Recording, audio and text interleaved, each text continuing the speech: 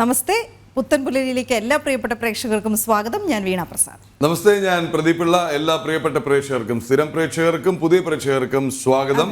ഒട്ടനവധി വാർത്തകളുള്ളതുകൊണ്ട് എല്ലാ സ്ഥിരം പ്രേക്ഷകരും ഇവിടെയുണ്ട്. ഓൾറെഡി പാലക്കാട് തെരഞ്ഞെടുപ്പിന്റെ വിശകലനം അവിടെ തുടങ്ങിക്കഴിഞ്ഞ്. വികസനത്തിനായാണോ വോട്ട് വീണത് എന്നുള്ള ചോദ്യം, അവിടെ മാധ്യമ മുന്നണി ഏത് മുന്നണിക്കൊപ്പമായിരുന്നു എന്നുള്ള ചർച്ച സജീവമാണ് പാലക്കാട്ടും ജനം ടിവിയുടെ യൂട്യൂബ് പേജിലും. അപ്പോൾ ജനം കുടുംബാംഗങ്ങളെ സ്വാഗതം, നമസ്തേ. ഒട്ടനവധി വാർത്തകൾ, അതിഥികളൊക്കെ ഉള്ളതുകൊണ്ട് വളരെ വിശദമായി ഇത്തരം കോൺവെർസേഷനിലേക്ക് പോകുന്നില്ല. നമുക്ക് പെട്ടെന്ന് പ്രധാന വാർത്തകൾ നോക്കാം. മഹാരാഷ്ട്ര ഝാർഖണ്ഡ് ഫലങ്ങളിൽ ഉറ്റുനോക്കി രാഷ്ട്രീയ ഭാരതം. തെരഞ്ഞെടുപ്പ് ഫലത്തിന് ഒരു നാളപ്പുറം പാർലമെന്റ് സമ്മേളനം.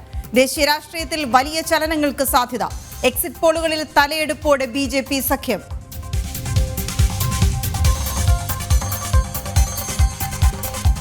മുനമ്പത്തേത് വഖഫ് ഭൂമിയല്ലെന്ന് കത്തോലിക്ക സഭ. വസ്തു വഖഫാക്കും മുൻപത്തെ സർവേ മുനമ്പത്ത് നടന്നിട്ടില്ല.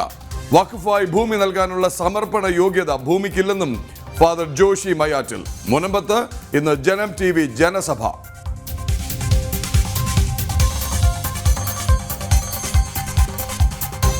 ദുരിതാശ്വാസ നിധി പൂഴ്ത്തിവെച്ച് മുഖ്യമന്ത്രി. ഉപയോഗിക്കാതെ 906 കോടിയിലേറെ. വയനാട് ദുരന്തകാലത്ത് CMDRF അക്കൗണ്ടിലെത്തിയത് 663 കോടി. ഒറ്റ രൂപ ചെലവഴിക്കാതെ കേന്ദ്രത്തെ പഴിചാരി സംസ്ഥാന സർക്കാർ.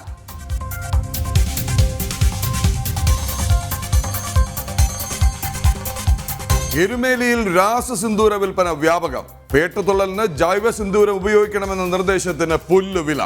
ഹരിവരാസനം റേഡിയോ പദ്ധതി ഉപേക്ഷിച്ചതിൽ പ്രതിഷേധം ശക്തം. ശബരിമലയിൽ ആദ്യ 5 ദിവസം 1 ലക്ഷത്തിലേറെ ഭക്തരുടെ വർധന.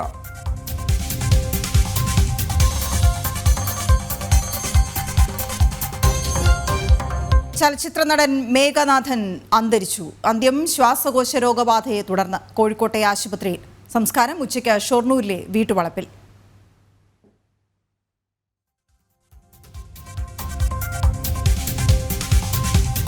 മെഡിക്കൽ കോളേജുകൾക്ക് ഫണ്ട് അനുവദിക്കുന്നതിൽ സർക്കാർ ഒളിച്ചുകളി. പദ്ധതികൾക്ക് ആശുപത്രി വികസന സമിതികളെ പിഴിഞ്ഞ് കടമെടുപ്പ്. തിരുവനന്തപുരത്തെ OPT നിരക്ക് പ്രതിസന്ധി മറികടക്കാൻ. രേഖകൾ ജനം TVക്ക്.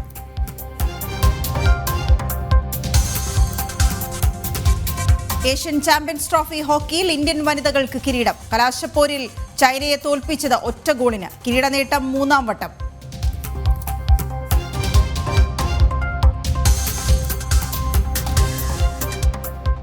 അയ്യനെ തൊഴുതു തുടങ്ങാം. അതെ, പതിവ് പോലെ പതിവ് തെറ്റിക്കാതെ സന്നിധാനത്ത് പോയി അയ്യനെ വണങ്ങി നമുക്ക് ഇന്നത്തെ പുത്തൻ പുലരി ആരംഭിക്കാം. ശരണമെൻ്റെ അയ്യപ്പ. ശരണമെൻ്റെ അയ്യപ്പ. പവർഡ് ബൈ അഴകുള്ള മുടിക്ക് വേണം total care from AVA. Co-powered by ആതുര സേവന രംഗത്ത് സമർപ്പിത സേവനത്തിന്റെ 50 വർഷങ്ങൾ. Bharat hospital in association with GDS Subasana agarbattis. ഇനി ആനന്ദം നിറയട്ടെ ഓരോ ആരംഭത്തിലും. Makarajyothi group of companies, Pune, Maharashtra. ഇനി നമ്മുടെ വീട്ടിൽ ഉദയഭാരത് കലണ്ടർ തന്നെ. വ്രതശുദ്ധിയുടെ നാളുകളിൽ വീടെങ്ങും ഉയരട്ടെ മകരനക്ഷത്രങ്ങൾ. ആർഷ പ്യുർ പൂജ പ്രൊഡക്ട്സ്. വ്രതശുദ്ധിയുടെയും നന്മയുടെയും നാളുകൾ പരിശുദ്ധമാക്കാം മിൽമയ്ക്കൊപ്പം.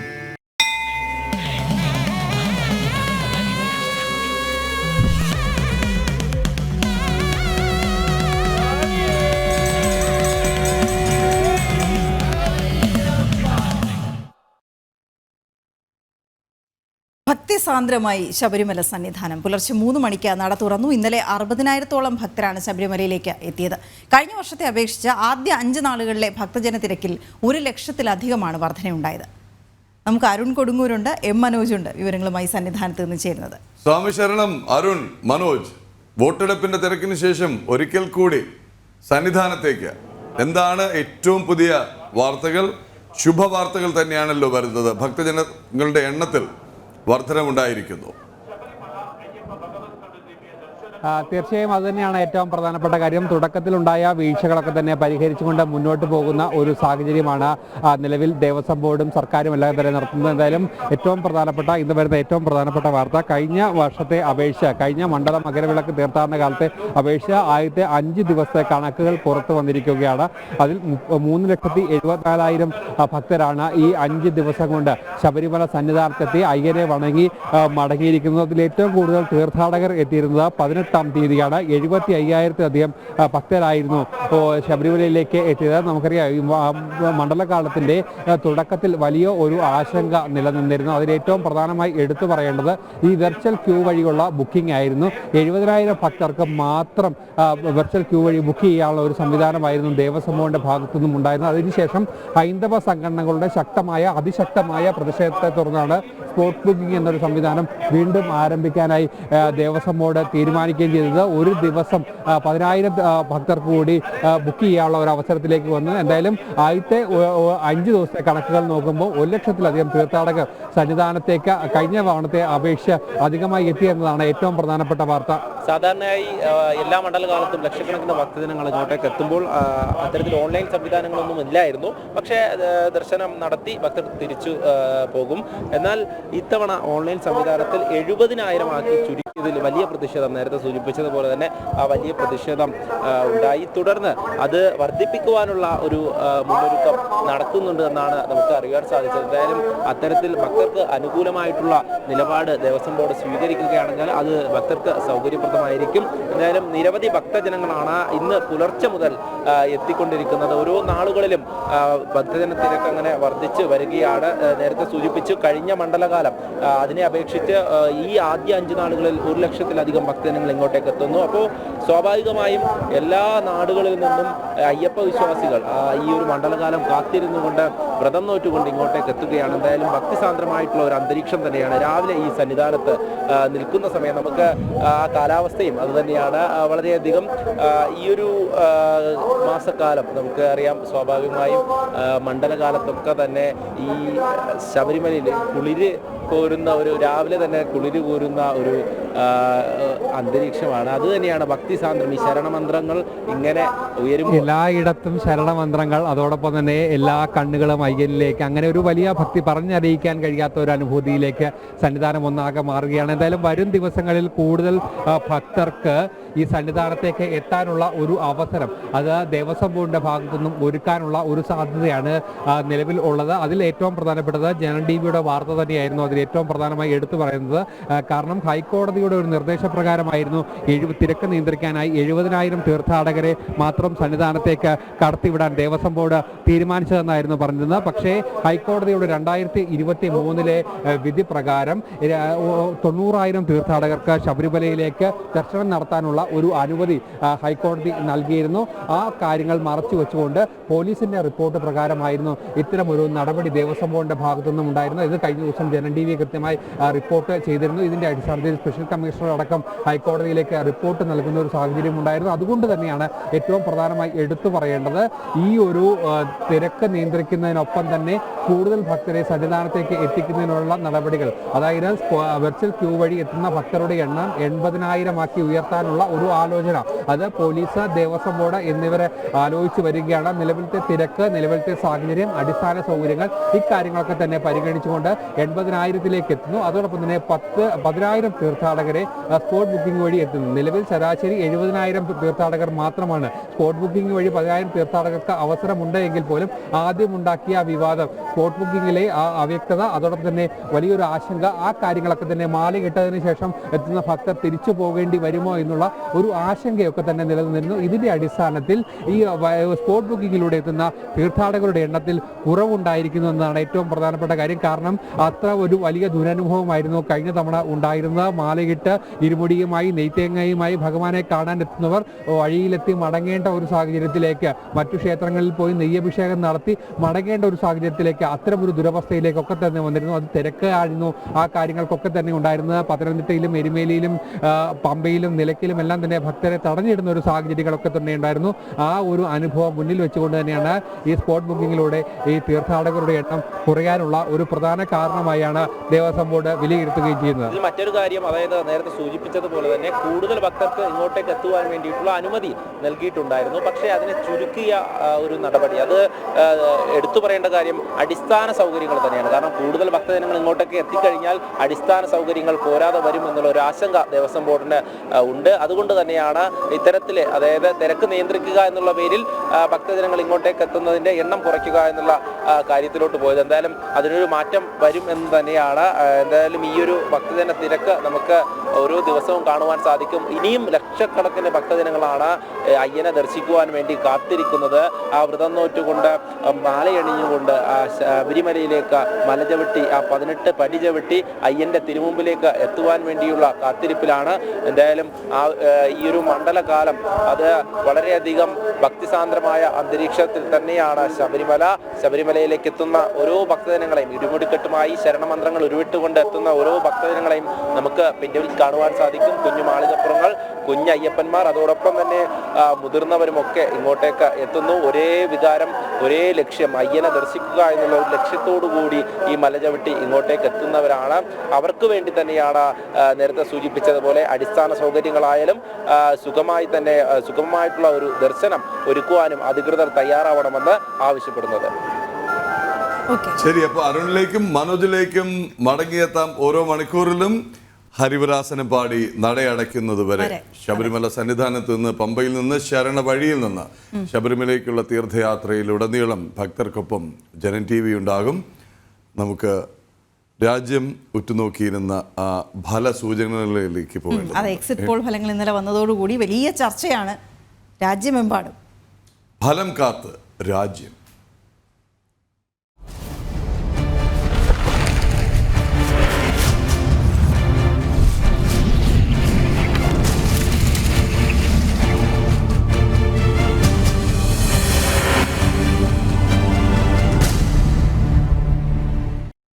മഹാരാഷ്ട്ര, ജാർഖണ്ഡ് നിയമസഭാ തെരഞ്ഞെടുപ്പ് ഫലം ദേശീയ രാഷ്ട്രീയത്തിൽ വലിയ ചലനങ്ങൾ സൃഷ്ടിക്കും. വഖഫ് ഭേദഗതി ബിൽ ഉൾപ്പെടെ പരിഗണിക്കുന്ന പാർലമെന്റിന്റെ ശൈത്യകാല സമ്മേളനം 25-ന് ആരംഭിക്കാനിരിക്കെയാണ് നിർണായകമായ തെരഞ്ഞെടുപ്പ് ഫലം വരുന്നത്. ഇരു സംസ്ഥാനങ്ങളിലും BJP സഖ്യം വൻ നേട്ടമുണ്ടാക്കുമെന്നാണ് എക്സിറ്റ് പോളുകൾ പ്രവചിക്കുന്നത്. മഹാരാഷ്ട്രയിൽ NDAയ്ക്ക് ഭരണത്തുടർച്ചയാണ് മിക്ക എക്സിറ്റ് പോളുകളും പ്രവചിക്കുന്നത്. ഏക്നാഥ് ഷിൻഡെ സർക്കാർ നടപ്പാക്കുന്ന വികസന പ്രവർത്തനങ്ങളും മോദി സർക്കാരിന്റെ ജനക്ഷേമ പദ്ധതികളുമെല്ലാം മഹാരാഷ്ട്രയിൽ BJPക്ക് മേൽക്കൈ നൽകി. ഒപ്പം കോൺഗ്രസിന്റെ മുസ്ലിം പ്രീണനവും തെരഞ്ഞെടുപ്പ് ആയുധമാക്കി. വഖഫ് ഉൾപ്പെടെയുള്ള വിഷയങ്ങൾ ഓർമ്മപ്പെടുത്തിയ BJP ഒരുമിച്ച് നിൽക്കുക എന്ന സന്ദേശമാണ് ഹൈന്ദവ വോട്ടർമാർക്ക് നൽകിയത്. ഹരിയാന, മഹാരാഷ്ട്രയിൽ ആവർത്തിക്കുമെന്ന് BJP ക്യാമ്പ് വിശ്വസിക്കുന്നു. ജാർഖണ്ഡിലാകട്ടെ 5 വർഷത്തെ ഇടവേളയ്ക്ക് ശേഷം തുടർഭരണമാണ് BJPയുടെ ലക്ഷ്യം. ഹേമന്ത് സോറനെതിരെ ഉയരുന്ന അഴിമതി ആരോപണങ്ങളും ഇന്ത്യ മുന്നണി സർക്കാരിനെതിരായ ഭരണവിരുദ്ധ വികാരവും ചൂണ്ടിക്കാട്ടിയായിരുന്നു പ്രചരണം. സംസ്ഥാനത്ത് BJP ഒറ്റയ്ക്ക് കേവല ഭൂരിപക്ഷം നേടി ഭരണത്തിലെത്തുമെന്നാണ് മിക്ക എക്സിറ്റ് പോളുകളും അഭിപ്രായപ്പെടുന്നത്. എക്സിറ്റ് പോൾ പ്രവചിക്കുന്നത് പോലെ 2 സംസ്ഥാനങ്ങളിലും NDA നേട്ടമുണ്ടാക്കിയാൽ ദേശീയ തലത്തിൽ ഉൾപ്പെടെ പുനഃസംഘടനയിലേക്ക് കടക്കുന്ന BJPക്ക് അത് കൂടുതൽ കരുത്ത് പകരും. ജനം, ഡൽഹി. അപ്പോൾ ഡൽഹിയിൽ നിന്ന് ഗൗതം അനന്തനാരായണനുണ്ട്, നാഷണൽ ഡെസ്കിൽ നിന്ന് ഐസൻ ജോസും ചേരുന്നുണ്ട്. ഗൗതം, പ്രതീക്ഷിച്ചിരുന്ന രീതിയിൽ തന്നെയാണോ? ശുഭപ്രതീക്ഷ നേരത്തെ തന്നെ പ്രകടിപ്പിച്ചിരുന്നു BJP നേതൃത്വം. ജാർഖണ്ഡിലേതാണ് വളരെ നിർണായകം, അതല്ലെങ്കിൽ ശ്രദ്ധേയം? മഹാരാഷ്ട്രയിൽ ഇതിനു മുമ്പ് തന്നെ കൃത്യമായി ചുവടുറപ്പിച്ച് കരുത്ത് തെളിയിച്ചിരുന്നു. എങ്ങനെ നമുക്ക് വിലയിരുത്താം ഇത്, ഈ തെരഞ്ഞെടുപ്പ്, ഒപ്പം ദേശീയ രാഷ്ട്രീയത്തിൽ ഇതുണ്ടാക്കാൻ പോകുന്ന ചലനങ്ങളെക്കുറിച്ചും? ഗൗതം.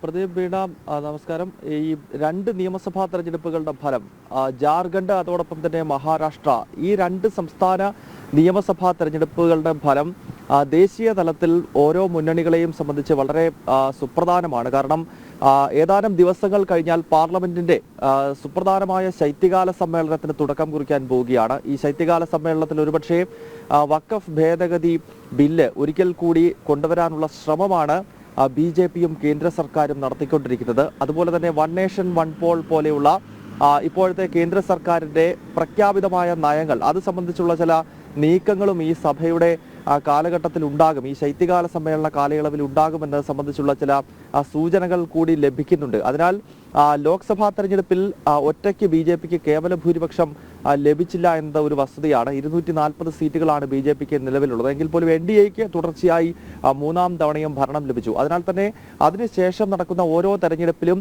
കരുത്ത് തെളിയിച്ചുകൊണ്ട് ഒരിക്കൽ കൂടി ദേശീയ തലത്തിൽ മറ്റൊരു രാഷ്ട്രീയ പാർട്ടിക്കും ചോദ്യം ചെയ്യാൻ കഴിയാത്ത സുപ്രധാന ശക്തിയായി മാറുക എന്ന ലക്ഷ്യം തന്നെ BJPക്കുണ്ട്. നിലവിൽ BJP തന്നെയാണ് ഏറ്റവും സംഘടനാ സംവിധാനമുള്ള പാർട്ടി, ഏറ്റവും അധികം എംപിമാരുള്ളതും കേന്ദ്രത്തിൽ ഭരണമുള്ളതും BJPക്കാണെങ്കിലും നമുക്കറിയാം ലോക്സഭാ തെരഞ്ഞെടുപ്പിൽ BJP പ്രതീക്ഷിച്ച അത്ര സീറ്റുകൾ കഴിഞ്ഞ തെരഞ്ഞെടുപ്പിൽ ലഭിച്ചിരുന്നില്ല. അതിനാൽ മഹാരാഷ്ട്ര പോലെയുള്ള വളരെ വിശാലമായ സംസ്ഥാനങ്ങളിൽ സുപ്രധാനമായ വിജയം കൈവരിച്ചുകൊണ്ട് ദേശീയ തലത്തിൽ കൂടി തങ്ങളുടെ കയ്യിലുള്ള അപ്രമാദിത്വത്തെ അരക്കിട്ടുറപ്പിക്കുക എന്ന ലക്ഷ്യം തന്നെയാണ് BJP ഈ സംസ്ഥാന നിയമസഭാ തെരഞ്ഞെടുപ്പിലെ വിജയത്തിലൂടെ ലക്ഷ്യമിടുന്നത് എന്ന കാര്യത്തിൽ യാതൊരു സംശയവുമില്ല. അതിനാൽ വളരെ അച്ചടക്കത്തോടു കൂടിയുള്ള പ്രവർത്തനമാണ്, പ്രചരണ പരിപാടികളാണ് ഈ സംസ്ഥാനങ്ങളിൽ, ജാർഖണ്ഡിലാണെങ്കിലും മഹാരാഷ്ട്രയിലാണെങ്കിലും ഇതിന് മുൻപ് തെരഞ്ഞെടുപ്പ് നടന്ന ജമ്മു കാശ്മീരിലാണെങ്കിലും ഹരിയാനയിലാണെങ്കിലും BJP നടത്തിയത്. മഹാരാഷ്ട്രയിലേക്ക് എത്തുകയാണെങ്കിൽ എക്സിറ്റ് പോളുകളുടെ പ്രവചനം അത് BJPക്ക് ആത്മവിശ്വാസവും അതോടൊപ്പം തന്നെ പ്രതീക്ഷയും നൽകുന്നതാണ്. ചില എക്സിറ്റ് പോളുകൾ NDA ഒറ്റയ്ക്ക് തന്നെ കേവല ഭൂരിപക്ഷത്തിലെത്തി ഭരണ തുടർച്ച കൈവരിക്കുമെന്നാണ് വ്യക്തമാക്കുന്നത്. മഹാരാഷ്ട്രയെ സംബന്ധിച്ചിടത്തോളം ഉത്തർപ്രദേശ് കഴിഞ്ഞാൽ നമുക്കറിയാം ഏറ്റവും അധികം ജനസംഖ്യയുള്ള ഭാരതത്തിലെ വിശാലമായ സംസ്ഥാനമാണ്, ഏറ്റവും സമ്പന്നമായിട്ടുള്ള സംസ്ഥാനമാണ്.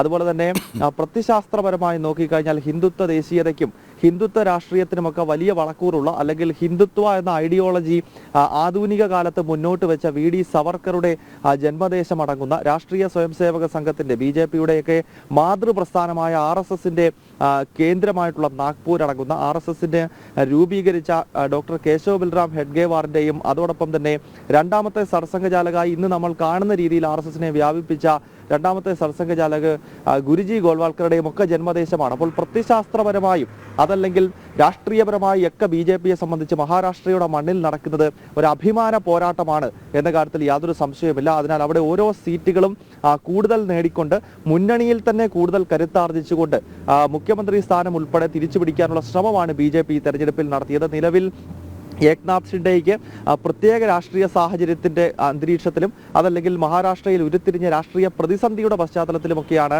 ചെറു പാർട്ടിയായിട്ടുള്ള ശിവസേനയ്ക്ക് BJP മുഖ്യമന്ത്രി സ്ഥാനം മഹാരാഷ്ട്രയിൽ നൽകിയത്. അതിനാൽ എക്സിറ്റ് പോളിൽ കാണുന്നത് പോലെ ഒരു അപ്രമാദിത്വം BJPക്ക് ലഭിക്കുകയും BJP ക്യാമ്പ് പ്രതീക്ഷിക്കുന്ന പോലെയുള്ളൊരു ഫലമാണ് വരുന്നതെങ്കിൽ തീർച്ചയായും മുഖ്യമന്ത്രി സ്ഥാനം BJP ഏറ്റെടുത്തുകൊണ്ടുള്ള ഒരു 5 വർഷത്തെ ഭരണത്തിനാകും മഹാരാഷ്ട്രയിൽ ഇനിയും സാക്ഷ്യം വഹിക്കാൻ പോകുന്നത്. ജാർഖണ്ഡിലേക്ക് എത്തിക്കഴിഞ്ഞാൽ സ്വാഭാവികമായും പ്രതീക്ഷിച്ചതുപോലെ ഒരു എക്സിറ്റ് പോൾ ഫലം തന്നെയാണ് പുറത്തു വന്നിട്ടുള്ളത്. അവിടെ അതിരൂക്ഷമായ ഭരണവിരുദ്ധ വികാരം ജാർഖണ്ഡിൽ നിലനിന്നിരുന്നു എന്നത് ഒരു വസ്തുതയാണ്. പ്രത്യേകിച്ച് മുഖ്യമന്ത്രി തന്നെ അഴിമതി കേസിൽ ജയിലിൽ പോകുന്നു. ഭൂമി കുംഭകോണത്തിലും ഖനന അഴിമതിയിലുമൊക്കെ മുഖ്യമന്ത്രിയുടെ കുടുംബത്തിന്റെയും ഒക്കെ പേരുകൾ തുടർച്ചയായി ഉയർന്നു കേൾക്കുന്നു. ഹേമന്ത് സോറന്റെ വസതിയിൽ ഉൾപ്പെടെ എൻഫോഴ്സ്മെന്റിന്റെ റെയ്ഡ് നടക്കുന്നു. അദ്ദേഹത്തെ തന്നെ അറസ്റ്റ് ചെയ്ത് കൊണ്ടുപോകുന്നു. ഇത് കൂടാതെ തന്നെ വിലക്കയറ്റവും അഴിമതിയും മതപരിവർത്തനം ഉൾപ്പെടെയുള്ള മറ്റ് ദേശീയ വിഷയങ്ങളുമൊക്കെ ജാർഖണ്ഡിൽ ഭരണ പ്രതിസന്ധി ഉണ്ടാക്കി, അല്ലെങ്കിൽ ഇപ്പോൾ ഭരിച്ചുകൊണ്ടിരിക്കുന്ന JMM കോൺഗ്രസ് സഖ്യത്തിന് തലവേദന സൃഷ്ടിച്ചു എന്ന ഒരു വസ്തുതയാണ്. തീർച്ചയായും ഈ നിയമസഭാ തെരഞ്ഞെടുപ്പിൽ അതെല്ലാം BJP ഓർമ്മപ്പെടുത്തുന്നുണ്ടായിരുന്നു. ഒരു ഭാഗത്ത് നേരത്തെ സൂചിപ്പിച്ച അഴിമതി, അതോടൊപ്പം തന്നെ കെടുകാര്യസ്ഥത, തൊഴിലില്ലായ്മ, ഇതെല്ലാം രൂക്ഷമാകുന്നു. അത് ഭരണവിരുദ്ധ വികാരത്തെ ആളിക്കത്തിക്കുന്ന പല പല ഘടകങ്ങളാണ്. ഇതോടൊപ്പം തന്നെയാണ് ഈ മതപരിവർത്തനവും അതുപോലെ തന്നെ ബംഗ്ലാദേശിൽ നിന്നുള്ള അനധികൃത കുടിയേറ്റം, പശ്ചിമ ബംഗാളിലേക്കും അസോമിലേക്കും ബംഗ്ലാദേശിൽ നിന്നും അനധികൃതമായി കുടിയേറുന്ന മുസ്ലിം സമൂഹം അത് മെല്ലെ മെല്ലെ ജാർഖണ്ഡിലേക്ക് വ്യാപിച്ച് അവിടുത്തെ വനവാസി മേഖലകൾ പിടിച്ചെടുക്കാൻ ശ്രമിക്കുന്നു. ഒരു കാലത്ത് അസ്സാമിലും മറ്റും സംഭവിച്ചതുപോലെ മണ്ണിന്റെ മക്കൾക്ക് ഇടമില്ലാത്ത രീതിയിൽ കുടിയേറ്റം ഒരു വലിയ പ്രതിസന്ധിയായി ജാർഖണ്ഡിന്റെ മണ്ണിൽ മാറുന്നു എന്ന് കണക്കുകൾ നിരത്തിക്കൊണ്ടാണ് BJP തെരഞ്ഞെടുപ്പിനെ നേരിട്ടത്. അതിനാൽ ജാർഖണ്ഡിലെ സർക്കാരിനെതിരെയുള്ള ഭരണവിരുദ്ധ വികാരത്തിനൊപ്പം സനാതന ധർമ്മത്തെ നിലനിർത്താൻ വേണ്ടിയാണ് ഈ തെരഞ്ഞെടുപ്പ് എന്നാണ് ഹിമന്ത ബിശ്വ ശർമ്മയെ പോലുള്ള നേതാക്കൾ ഈ തെരഞ്ഞെടുപ്പ് കാലത്ത് ജാർഖണ്ഡിൽ പ്രഖ്യാപിച്ചത്. അതിനാൽ ഈ 2 തെരഞ്ഞെടുപ്പുകളുടെയും ഫലം തീർച്ചയായും ഇപ്പോൾ എക്സിറ്റ് പോൾ ഫലം BJP ക്യാമ്പിന് വലിയ ആത്മവിശ്വാസവും സന്തോഷവും ഒക്കെ നൽകുന്നതാണ്. എന്തായാലും 2 ദിവസം കൂടി കാത്തിരിക്കണം. പ്രദീപ്, വീണ. ശരി ഗൗതം, ഐസണിലേക്ക് പോവാം. ഐസൺ, ഈ മഹാരാഷ്ട്രയേക്കാൾ കൂടുതൽ പക്ഷേ ജാർഖണ്ഡിലെ എക്സിറ്റ് പോൾ ഫലങ്ങൾ വന്നപ്പോൾ അത് വലിയൊരു പ്രതീക്ഷ തരികയും അത് കൂടുതലായി ചർച്ച ചെയ്യപ്പെടുകയും ചെയ്യുന്ന ഒരു സാഹചര്യമുണ്ട്. എന്താണ് കഴിഞ്ഞ തെരഞ്ഞെടുപ്പിനെ അപേക്ഷിച്ച് ഇരട്ടിയോളം ആവുകയാണ് സൂചനകൾ അനുസരിച്ചാണെങ്കിൽ എക്സിറ്റ് പോളിന്റെ. തീർച്ചയായും വീണ, നമുക്കിപ്പോൾ ലഭിച്ച വിവരങ്ങളനുസരിച്ച് 81 സീറ്റുകളുള്ള ജാർഖണ്ഡിൽ 40 മുതൽ 44 സീറ്റ് വരെ BJP നേടുമെന്നാണ് എക്സിറ്റ് പോളുകളെല്ലാം തന്നെ പ്രവചിക്കുന്നത്. അത്തരത്തിൽ ആ ഒരു പ്രവചനം, അല്ലെങ്കിൽ അത് പൊതുവെ അത്ര 40 മുതൽ 44, 46 ഒക്കെ പ്രവചിച്ച ചില എക്സിറ്റ് പോൾ സർവേകളുമുണ്ട്. അത് തന്നെയാണ് തീർച്ചയായും നമുക്കറിയാവുന്നതാണ് ജാർഖണ്ഡിലെ വിഷയം. നേരത്തെ ഗൗതം പറഞ്ഞതുപോലെ നിരവധിയായ വിഷയങ്ങൾ ജാർഖണ്ഡിലുണ്ട് എന്നതൊരു യാഥാർത്ഥ്യം തന്നെയാണ്. മതപരിവർത്തനത്തിൻ്റെ വിഷയങ്ങളുണ്ട്, അതുപോലെ തന്നെ അഴിമതി, കെടുകാര്യസ്ഥത, വിലക്കയറ്റം, അത്തരത്തിൽ നിരവധിയായ വിഷയങ്ങൾ അവിടെ സാധാരണ ജനങ്ങളുടെ ജീവിതത്തെ പ്രതികൂലമായി ബാധിക്കുന്ന നിരവധി ഘടകങ്ങൾ ഉണ്ടാവുകയും അത് ശക്തമായൊരു ഭരണവിരുദ്ധ വികാരമായി തന്നെ നിലനിൽക്കുകയും ചെയ്യുന്നുണ്ടെന്നൊരു യാഥാർത്ഥ്യമാണ്. മറ്റൊരു പ്രധാന വിഷയം ഈ മാവോയിസ്റ്റ് ഭീഷണിയാണ്. മാവോയിസ്റ്റ് ഭീഷണി വളരെ ശക്തമായി നേരിടുന്നൊരു സംസ്ഥാനം കൂടിയാണ് ജാർഖണ്ഡ്. ജാർഖണ്ഡിൽ 2 ഘട്ടമായി തെരഞ്ഞെടുപ്പ് നടത്താനുള്ള കാരണം തന്നെ ഇത്തരത്തിലുള്ളൊരു ഭീഷണി നിലനിൽക്കുന്നതിനാണ്.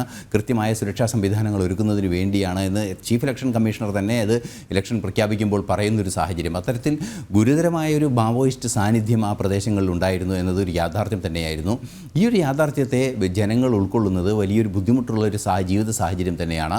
ആ ജീവിത സാഹചര്യത്തെ കൃത്യമായി BJP അഭിസംബോധന ചെയ്തു എന്നതാണ് ഏറ്റവും പ്രാധാന്യമർഹിക്കുന്നൊരു ഘടകം.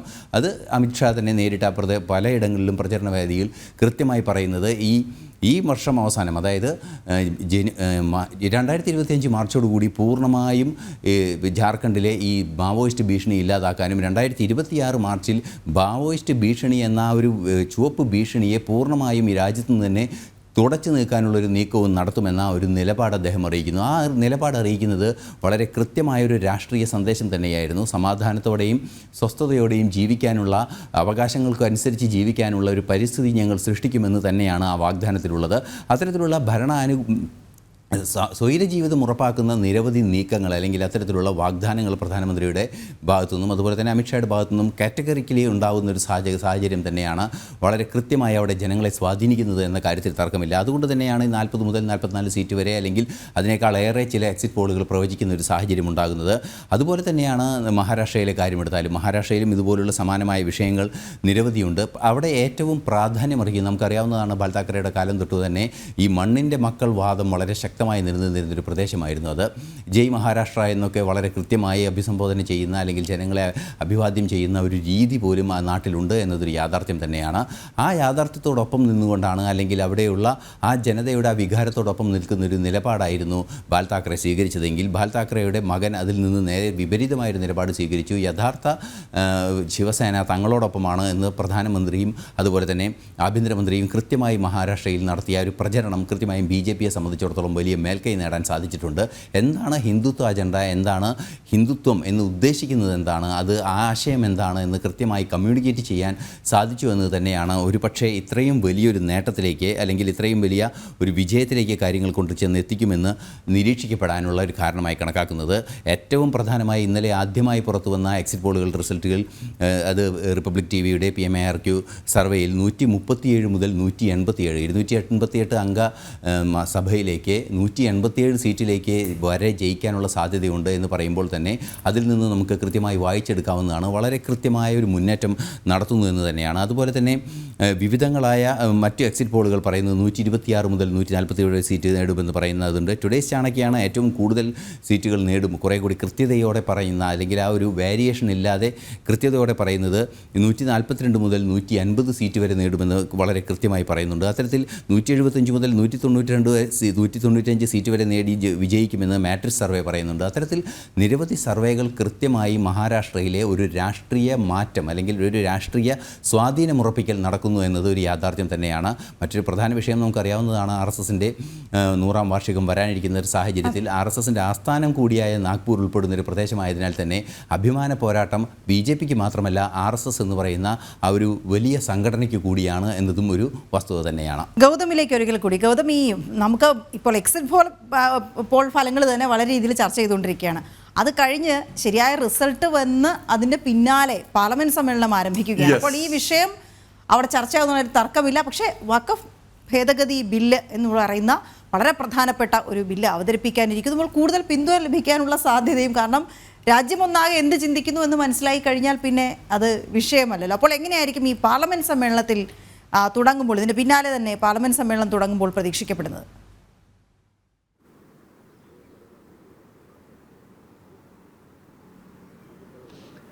വീണ, 25-നാണ് പാർലമെന്റിന്റെ ശൈത്യകാല സമ്മേളനം ആരംഭിക്കുന്നത്.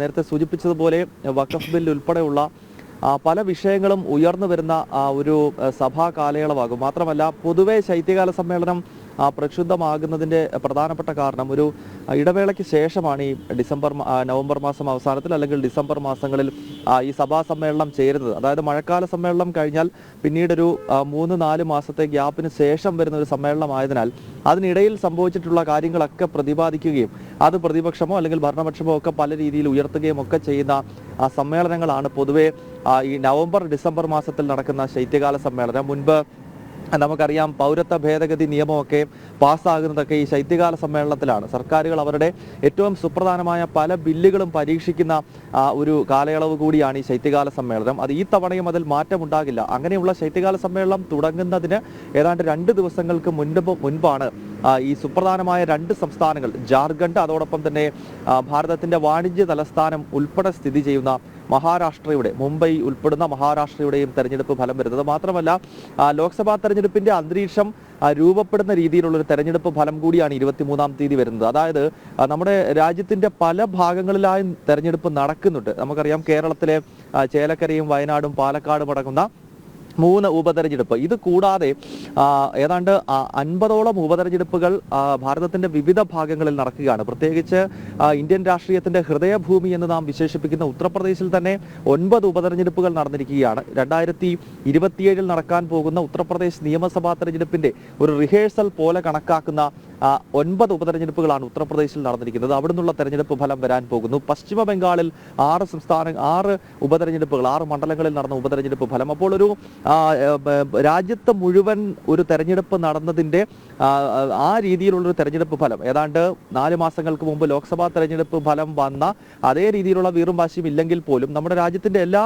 ഭാഗത്തു നിന്നും തെരഞ്ഞെടുപ്പിന്റെ ഫലം വരികയാണ്. അതിനാൽ 23-ാം തീയതി വരുന്ന തെരഞ്ഞെടുപ്പ് ഫലങ്ങൾ അത് കേവലം മഹാരാഷ്ട്രയോ ജാർഖണ്ഡോ എന്നതിലുപരി ഉത്തർപ്രദേശ് ഉൾപ്പെടെയുള്ള സംസ്ഥാനങ്ങളിൽ നടക്കുന്ന ഉപതെരഞ്ഞെടുപ്പുകൾ, ഇതെല്ലാം തന്നെ ഈ ശൈത്യകാല സമ്മേളനത്തിൽ കേന്ദ്ര സർക്കാരിനെ സംബന്ധിച്ചും പ്രതിപക്ഷമായിട്ടുള്ള ഇന്ത്യ മുന്നണിയെ സംബന്ധിച്ചും വളരെ സുപ്രധാനമാണ്. പ്രത്യേകിച്ച് വഖഫ് ഭേദഗതി ബില്ല് ഉൾപ്പെടെ ഈ സമ്മേളനത്തിൽ കൊണ്ടുവരാനുള്ള ശ്രമം നടക്കുന്നതിനിടയിൽ അതോടൊപ്പം തന്നെ ഒരുപക്ഷെ വൺ നേഷൻ വൺ പോളുമായി ബന്ധപ്പെട്ടുള്ള ചർച്ചകൾ പ്രധാനമന്ത്രി നരേന്ദ്രമോദി തന്നെ കൂടുതൽ സജീവമാക്കുന്നുണ്ട്. അപ്പോൾ ഈ വൺ നേഷൻ വൺ പോളുമായി ബന്ധപ്പെട്ട് ബില്ലുകൾ പാസ്സാക്കണമെങ്കിൽ ഒരുപക്ഷെ സംസ്ഥാന നിയമസഭകളുടെ അംഗീകാരം കൂടി അതിന് വേണ്ടിവരും. അത് അത്ര എളുപ്പത്തിൽ പാസ്സാക്കാൻ പറ്റുന്ന ബില്ലുകളായിരിക്കില്ല. പല രീതിയിലുള്ള ഭരണഘടനാ ഭേദഗതി ഉൾപ്പെടെ നടത്തിക്കൊണ്ട് വേണം അത്തരം ബില്ലുകൾ പാസ്സാക്കേണ്ടത്. അതിനാൽ തന്നെ സംസ്ഥാനങ്ങളുടെ ഭരണം വളരെ നിർണായകമാണ്. ഇപ്പോൾ നമുക്കറിയാം, 31 സംസ്ഥാനങ്ങളിലും കേന്ദ്രഭരണ പ്രദേശത്തും 28 സംസ്ഥാനവും അതോടൊപ്പം തന്നെ 3 കേന്ദ്രഭരണ പ്രദേശത്തുമാണ് നിയമസഭകളുള്ളത്. അതായത് 31 നിയമസഭകൾ നമ്മുടെ രാജ്യത്തുണ്ട്. അതിൽ 20 നിയമസഭകളുടെ ഭരണം NDAയ്ക്കാണ്. BJPയോ അതല്ലെങ്കിൽ BJP നേതൃത്വം നൽകുന്ന മുന്നണിയായിട്ടുള്ള NDA 20 സംസ്ഥാനങ്ങൾ നിയമസഭകൾ ഭരിക്കുമ്പോൾ ഇന്ത്യ മുന്നണി 10 നിയമസഭകളിലും ഒരിടത്ത് മിസോറാമിൽ, അവിടെ സോറം പീപ്പിൾസ് മൂവ്മെന്റ് ഇന്ത്യ മുന്നണിയിലോ NDAയിലോ ഇല്ല. അതാണ് നിലവിലെ കണക്ക്. അതിനാൽ ഓരോ സംസ്ഥാന നിയമസഭകളുടെയും ഭരണം കൂടുതൽ പിടിക്കുക, ആ നമ്പർ കൂടുതലാക്കുക എന്നത് ഈ വൺ നേഷൻ വൺ പോൾ ഉൾപ്പെടെയുള്ള ഭരണഘടനാ ഭേദഗതി ചെയ്യേണ്ട ബില്ലുകളൊക്കെ പാസ്സാക്കാൻ ശ്രമിക്കുന്ന കേന്ദ്ര സർക്കാരിന് നിർണായകമാണ്. അതിനാൽ ഇപ്പോഴത്തെ 20 എന്നത് ഒരു 21-ലേക്കാക്കാനുള്ള ശ്രമമാണ് കേന്ദ്ര സർക്കാരും BJPയും നടത്തുന്നത്. നിലവിൽ 20 സ്ഥലത്ത് NDAയ്ക്ക് ഭരണമുണ്ട്. ജാർഖണ്ഡിൽ കൂടി ഭരണം ലഭിച്ചാൽ അത് 21ആയി ഉയരും. അതിനാൽ കൂടുതൽ സംസ്ഥാന നിയമസഭകളുടെ സ്വാധീനം കൂടി ഉയർത്തുക എന്ന ശ്രമം BJPക്കുണ്ട്. അതിന് ഗൗതം, തുടർന്നുള്ള മണിക്കൂറുകളിൽ നമുക്ക് വിശദമായി ചർച്ച ചെയ്യേണ്ട ഒന്നിലധികം പോയിന്റ്സ് ആണ് ഇപ്പോൾ ഗൗതം റേസ് ചെയ്തത്. ഒന്ന്, വഖഫ് ഭേദഗതി ബിൽ തുടങ്ങുമ്പോൾ വഖഫിന്റെ അല്ലെങ്കിൽ ആ ബില്ലിന്റെ നിലവിലുള്ള നിയമത്തിന്റെ ഭീകരത എത്രത്തോളം എന്ന് ഒരുപക്ഷെ രാജ്യത്തെ ഭൂരിപക്ഷം ജനങ്ങളും തിരിച്ചറിഞ്ഞിരുന്നില്ല. അതിനുശേഷം ദേശീയ മാധ്യമങ്ങളും ഇവിടെ ജനൻ TV മാത്രവും തേടിപ്പോയി എവിടേക്കൊക്കെയാണ് ഈ നീരാളിപ്പിടുത്തം എത്തിയിരിക്കുന്നത്. ഇന്നൊരു വലിയ വിപത്തായി ഇന്ന് രാജ്യത്തിന്റെ മുന്നിൽ നിൽക്കുകയാണ്. അതൊന്ന്. തുടർന്നുള്ള മറ്റ് നിയമ ഭേദഗതികൾ, രാജ്യത്തിന്റെ മുന്നോട്ടുള്ള പ്രയാണം, ഇതിനൊക്കെ നിർണായകമാകുന്ന ഫലസൂചനകളാണ് വരുന്നത്. നമ്മൾ രാവിലെ തന്നെ പറഞ്ഞിരുന്നു, നമുക്കൊപ്പം ഒരു വിശേഷാൽ അതിഥി എത്തും എന്ന്. കൃഷ്ണഗാഥയുമായി സി കൃഷ്ണകുമാർ അദ്ദേഹം തയ്യാറായിട്ടുണ്ട്. വോട്ട് തുടങ്ങാൻ ഇനി 48 മണിക്കൂർ. 48 മണിക്കൂർ എന്നാൽ പിന്നെ കറക്റ്റ് പറഞ്ഞ് 26 സെക്കൻഡ് ഇല്ല, 26 മിനിറ്റ്. 47 മണിക്കൂറും 26 സെക്കൻഡും. അതെ, ഓക്കെ. നമുക്ക് ആ ബൈ ഇലക്ഷൻ വാർത്തകളിലേക്ക്, ഉപതെരഞ്ഞെടുപ്പ് വാർത്തകളിലേക്ക്.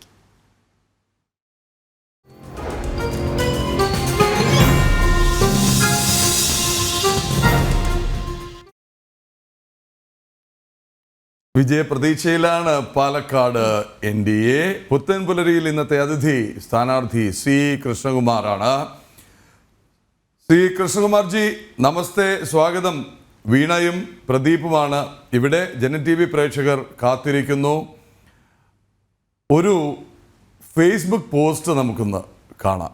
BJP സംസ്ഥാന അധ്യക്ഷൻ K. സുരേന്ദ്രൻ്റേത്. വടക്കുംനാഥന് പിന്നാലെ വിശാലാക്ഷി സമേത വിശ്വനാഥൻ. പാലക്കാട് വിജയം. NDAക്ക് 3ാം സ്ഥാനത്ത് UDF. വീണ, എന്തൊരു കോൺഫിഡൻസ് ആണ്. ഇന്നലെ സാമൂഹിക മാധ്യമങ്ങളിൽ വലിയ ചർച്ചയായിരുന്നു. വിജയപ്രതീക്ഷയല്ല K. സുരേന്ദ്രൻ പങ്കുവച്ചത്, വിജയിക്കാൻ സാധ്യതയും അല്ല പങ്കുവച്ചത്, ശുഭപ്രതീക്ഷയല്ല പങ്കുവച്ചത്. വടക്കുംനാഥന് ശേഷം വിശാലാക്ഷി സമേത വിശ്വനാഥൻ പാലക്കാട് സീറ്റ് ഉറപ്പിച്ചു. UDF 3ാം സ്ഥാനത്തെന്നും. അപ്പോൾ CPM-ന് അല്ലെങ്കിൽ ഇടതുമുന്നണിക്ക് കിട്ടിയിരുന്ന ഒരു ബേസ് വോട്ടുകൾ അവിടെ തന്നെ ഉണ്ടെന്നും അവിടെ നിന്നും UDF പക്ഷത്തു നിന്നും കൃത്യമായ വോട്ടൊഴുക്ക് BJP-യിലേക്കും NDA-യിലേക്കും വന്നിട്ടുണ്ട് എന്ന് ആവർത്തിച്ചുറപ്പിക്കുകയാണ്. കൃഷ്ണകുമാർജി, നമസ്തേ. വടക്കുംനാഥന് ശേഷം വിശാലാക്ഷി സമേത വിശ്വനാഥൻ. BJP സംസ്ഥാന അധ്യക്ഷൻ K. സുരേന്ദ്രന്റെ ഫേസ്ബുക്ക് പോസ്റ്റാണ്. ഞങ്ങൾ പ്രചാരണ വേളയിൽ കണ്ട അതേ പ്രസാദത്തോടു കൂടി സി കൃഷ്ണകുമാർ, എങ്ങനെയുണ്ട് പ്രതീക്ഷകൾ? എന്താണ് ഇപ്പോൾ പറയാനുള്ളത് ജനൻ TV പ്രേക്ഷകരോട്?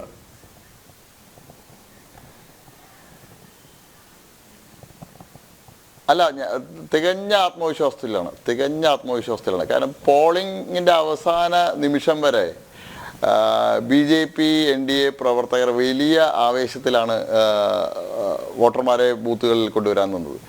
BJP-യുടെ ലഭിക്കേണ്ട വോട്ടുകൾ, BJP പ്രവർത്തകരുടെയും അനുഭാവികളുടെയും BJP-യുടെ ഷുവറായിട്ടുള്ള വോട്ടുകൾ കൃത്യമായിട്ട് പോൾ ചെയ്യപ്പെട്ടിട്ടുണ്ട്. കാരണം ഈ നഗർ പോലെയുള്ള പ്രദേശങ്ങളിൽ ഏറ്റവും കനത്ത പോളിംഗ് അല്ലേ, ചരിത്രത്തിൽ റെക്കോർഡ് പോളിംഗാണ് അവിടെയെല്ലാം നടന്നിട്ടുള്ളത്.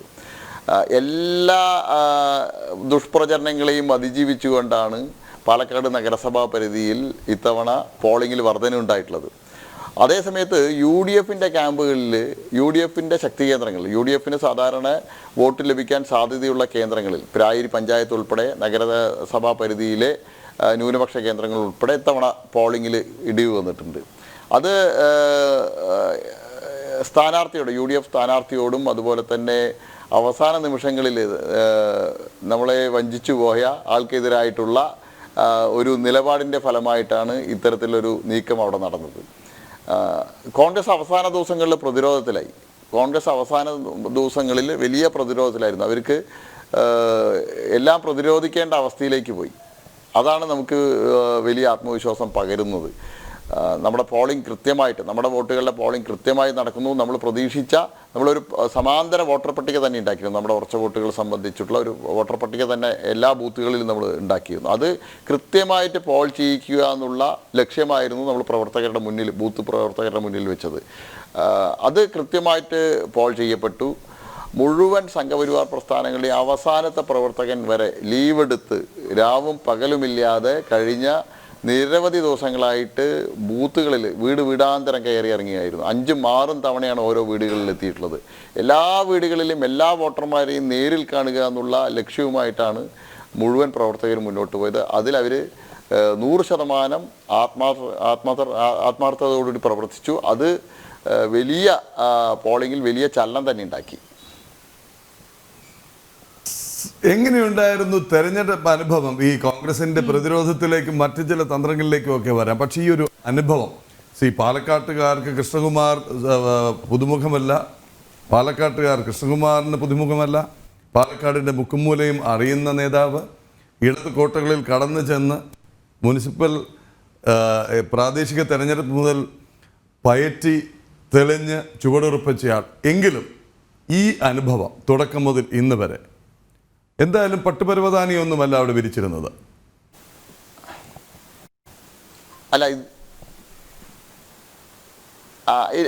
എനിക്ക് ഈ തെരഞ്ഞെടുപ്പിൽ ആകെ ഒരു വെല്ലുവിളിയായിട്ട് തോന്നിയത് വ്യക്തിപരമായിട്ട് ഉള്ള ബന്ധങ്ങൾ പാലക്കാട് നിയോജക മണ്ഡലത്തിലെ വോട്ടർമാരായിട്ടുണ്ട്. അപ്പോൾ അത്തരം ആളുകളെ നേരിൽ കാണാതിരുന്നാലോ അല്ലെങ്കിൽ അവരെ ഫോണിലൂടെയെങ്കിലും വിളിക്കാതിരുന്നാലോ അവർക്ക് ഉണ്ടാവുന്ന പരിഭവം നമുക്കറിയാലോ. ഒരു കല്യാണത്തിന് എത്ര അടുത്ത ബന്ധം ഉണ്ടായാലും കല്യാണത്തിന് നേരിട്ട് വിളിച്ചിട്ടില്ലെങ്കിൽ അതിൻ്റെ പേരിൽ പരിഭവത്തിൻ്റെ പേരിൽ വരാതിരിക്കുക, അത്തരം ഒരു പരിഭവം ഉണ്ടാവുമെന്നുള്ള ഒരു ആശങ്കയുണ്ടായിരുന്നു. പക്ഷേ ഞാൻ പരമാവധി വീടുകൾ എൻ്റെ ഒരു കണക്കനുസരിച്ച് 10,000-ത്തിലധികം വീടുകളിൽ നേരിട്ടെത്താൻ കഴിഞ്ഞിട്ടുണ്ട്. അത്രയും വോട്ടർമാർ അതിൻ്റെ 2-3 ഇരട്ടി വോട്ടർമാരെ നേരിൽ കണ്ട് വോട്ട് ചോദിക്കാൻ സാധിച്ചിട്ടുണ്ട്. പരിചയപ്പെടുത്തേണ്ട ആവശ്യമില്ലല്ലോ. മറ്റുള്ള 2 സ്ഥാനാർത്ഥികൾക്കും പരിചയപ്പെടുത്തേണ്ട ആവശ്യമുണ്ടായിരുന്നു. ആരാണ് എന്നുള്ളതിനെ സംബന്ധിച്ച് അവർക്ക് പരിചയപ്പെടുത്തേണ്ട ആവശ്യമുണ്ടായിരുന്നു. സോഷ്യൽ മീഡിയയിലും അല്ലെങ്കിൽ ചാനൽ ചർച്ചകളും സ്ഥിരമായി കാണുന്ന ആളുകൾക്കൊഴികെ സാധാരണ വോട്ടർമാരെ സംബന്ധിച്ചോളം അവർ 2 സ്ഥാനാർത്ഥികൾക്കും പരിചയപ്പെടുത്തേണ്ട ആവശ്യമുണ്ടായിരുന്നു. എന്നെ സംബന്ധിച്ചോളം പരിചയപ്പെടുത്തേണ്ട ആവശ്യമില്ലാത്തതുകൊണ്ട് എനിക്ക് ഏത് വീട്ടിനകത്തേക്കും അടുക്കള വരെ കയറി ചെല്ലാനുള്ള സാഹചര്യം ഉണ്ടായിരുന്നു. അത് വലിയ ഒരു അനുഭവം തന്നെയായിരുന്നു. ഇത്തവണ പാലക്കാടത്തെ വോട്ടർമാർ നേരത്തെ തീരുമാനിച്ചുറച്ച പോലെയായിരുന്നു. അവർ ഇത്തവണ കഴിഞ്ഞ തെരഞ്ഞെടുപ്പിൽ ശ്രീധരൻ സാർക്ക് ഉണ്ടായിട്ടുള്ള പരാജയം അതിൻ്റെ ഒരു പശ്ചാത്താപം ചെയ്യണം എന്നുള്ള രീതിയിലാണ് ഇത്തവണ അവരുടെ പ്രതികരണം ഉണ്ടായിരുന്നത്. ഇത്തവണ ഞങ്ങൾ എന്ത് വന്നാലും ഞങ്ങൾ വിജയിപ്പിക്കും. അത് പോളിംഗ് ഡേ നമുക്കറിയാൻ കഴിയായിരുന്നു. മറ്റുള്ള സ്ഥലങ്ങളിൽ ജോലി ചെയ്യുന്ന ആളുകൾ ലീവ് എടുത്ത് ദൈനംദിന വരുമാനം കൊണ്ട് കഴിയുന്ന ആളുകൾ പോലും തിരുപ്പൂരിൽ നിന്നും മറ്റ് പ്രദേശത്തു നിന്നൊക്കെ കുടുംബസമേതം ജോലി എല്ലാം ഉപേക്ഷിച്ച് വന്ന് വോട്ട് ചെയ്യുന്ന കാഴ്ച നമുക്ക് കാണാൻ കഴിയുന്നു. വലിയൊരു ആവേശം തെരഞ്ഞെടുപ്പിലുണ്ടായിരുന്നു വോട്ടർമാരുടെ ഇടയിൽ. പരിചയപ്പെടുത്തലിൻ്റെ കാര്യം അങ്ങ് പറഞ്ഞതുകൊണ്ട് ഒരു ചോദ്യം ചോദിക്കട്ടെ. ഈ വോട്ടർമാർക്ക് പരിചയപ്പെടുത്തുന്നതിന് പുറമെ തന്നെ ഒരുപക്ഷെ കൗതുകരമായി തോന്നിയത് ഇടതുമുന്നണിക്ക് നോക്കൂ ഇതാണ് നമ്മുടെ സ്ഥാനാർത്ഥിയെന്നും പാലക്കാട്ടെ കോൺഗ്രസ്സുകാരോട് നോക്കൂ ഇദ്ദേഹമാണ് നമ്മുടെ സ്ഥാനാർത്ഥി എന്നും പരിചയപ്പെടുത്തേണ്ട ഒരു അവസ്ഥ ഇരു മുന്നണികൾക്കും ഉണ്ടായിരുന്നില്ലേ കൃഷ്ണകുമാർജി? ഒന്ന് വിശ്വസിപ്പിക്കാൻ. അതാണ് ഞാൻ പറഞ്ഞത്. 2 മുന്നണികൾക്കും ആദ്യത്തെ ഈ തെരഞ്ഞെടുപ്പിൻ്റെ ആദ്യത്തെ ഒരു 10-12 ദിവസം 2 മുന്നണികൾക്കും അവരുടെ സ്ഥാനാർത്ഥികളെ സ്വന്തം പ്രവർത്തകർക്ക് പോലും പരിചയപ്പെടുത്തേണ്ട സ്ഥിതിയായിരുന്നു. പക്ഷേ NDA സംബന്ധിച്ചോളം അത്തരത്തിലൊരു പ്രശ്നം പാലക്കാട് ഇല്ലായിരുന്നു. കാരണം ഞങ്ങൾ ഒന്നിച്ച് താഴെത്തട്ടിൽ ബൂത്ത് തലത്തിലുള്ള പ്രവർത്തകർക്കൊപ്പം നിരവധി വർഷങ്ങളായിട്ട് പ്രവർത്തിച്ച് വരുന്നു, നിരവധി പതിറ്റാണ്ടുകൾ ആയിട്ട് പ്രവർത്തിച്ചു വരുന്നു. അതിനെല്ലാം പുറമെ പാലക്കാട് നഗരസഭയിൽ 20 വർഷക്കാലം കൗൺസിലർ, നഗരസഭാ വൈസ് ചെയർമാൻ, നഗരത്തിൽ പ്രളയമുണ്ടായ സമയത്ത്, കോവിഡ് ഉണ്ടായ സമയത്ത്, ഇതെല്ലാം ആ സമയത്തെല്ലാം അതിൻ്റെ പ്രതിരോധ പ്രവർത്തനങ്ങൾക്ക്, രക്ഷാപ്രവർത്തനങ്ങൾക്കൊക്കെ ജനങ്ങൾക്കൊപ്പം നിന്നുകൊണ്ട് അതിൻ്റെ ഒരു പ്ലസ് പോയിന്റ് എല്ലാ മേഖലയിലും ഉണ്ടായിരുന്നു. അതിൽ BJPയുടെ ശക്തി കേന്ദ്രങ്ങൾ എന്നുള്ളതല്ല, എല്ലാ മേഖലയിലും ന്യൂനപക്ഷ വിഭാഗങ്ങളുടെ ഇടയിൽ പോലും അത്തരത്തിലൊരു അനുകൂലമായിട്ടുള്ള ഒരു പ്രതികരണമായിരുന്നു ഉണ്ടായിരുന്നത്. ഇത് മാത്രമല്ല, ഈ പ്രചരണ കാലയളവിൽ ഉടനീളം താങ്കൾ ഓരോരുത്തരെയും കാണുമ്പോൾ ഇത് നമ്മുടെ ആളാണ്, എനിക്കറിയാം, അല്ലെങ്കിൽ നമ്മൾ ഇതിനു മുമ്പ് കണ്ടിട്ടുണ്ടല്ലോ, ഇത് എനിക്ക് ഉറപ്പിച്ച വോട്ടാണ്, അപ്പോൾ വിജയപ്രതീക്ഷ കൃത്യമായുണ്ട്, പേര് വിളിച്ച് സംസാരിക്കുന്നു. പക്ഷേ അതിനിടയിൽ മറ്റ് 2 മുന്നണികളും കൂടെ ചേർന്ന് കുറച്ച് വോട്ടുകൾ കൂടി സംഭാവന ചെയ്യുന്ന തരത്തിലേക്കാണ് കാര്യങ്ങൾ മാറിയതല്ലേ? ഈ ഇലക്ഷൻ സമയത്ത് ഒരു പക്ഷേ വികസന കാര്യങ്ങൾ ചർച്ച ചെയ്യണമെന്ന് താങ്കൾ ആദ്യം മുതലേ പറഞ്ഞ കാര്യമാണ്. പക്ഷേ അതല്ലാതെ കുറെ വിവാദങ്ങൾ കൂടി ചർച്ചയ്ക്ക് ഇട്ട് തന്നു മറ്റ് 2 സ്ഥാനാർത്ഥികളും കൂടി ചേർന്ന് എന്ന് പറയുന്ന കൂടിയുണ്ട്. അപ്പോൾ അതും അനുകൂലമാക്കി എടുക്കാൻ കഴിയുന്നൊരു പ്രചരണ കാലയളവായിരുന്നില്ല. എങ്ങനെയായിരുന്നു അത്തരം വിഷയങ്ങളോട് നിഷ്പക്ഷ ജനങ്ങളുടെ ഒരു പ്രതികരണം?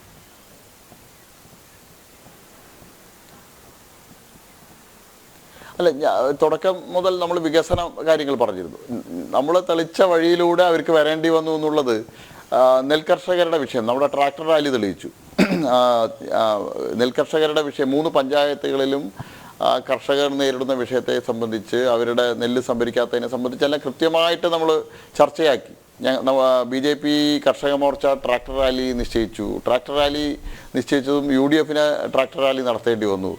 സർക്കാരിനാണെങ്കിൽ 100 ദിവസമായിട്ടും സപ്ലൈകോൻ്റെ ഉദ്യോഗസ്ഥന്മാർ തിരിഞ്ഞു നോക്കാത്ത കർഷകരുടെ വീടുകളിലേക്ക് തൊട്ടടുത്ത ദിവസം മുതൽ സപ്ലൈകോൻ്റെ ഉദ്യോഗസ്ഥന്മാരെ അയക്കേണ്ടി വന്നു. കാരണം ഉയർന്നു വന്ന പ്രതിഷേധം അവർക്ക് തിരിച്ചറിഞ്ഞു.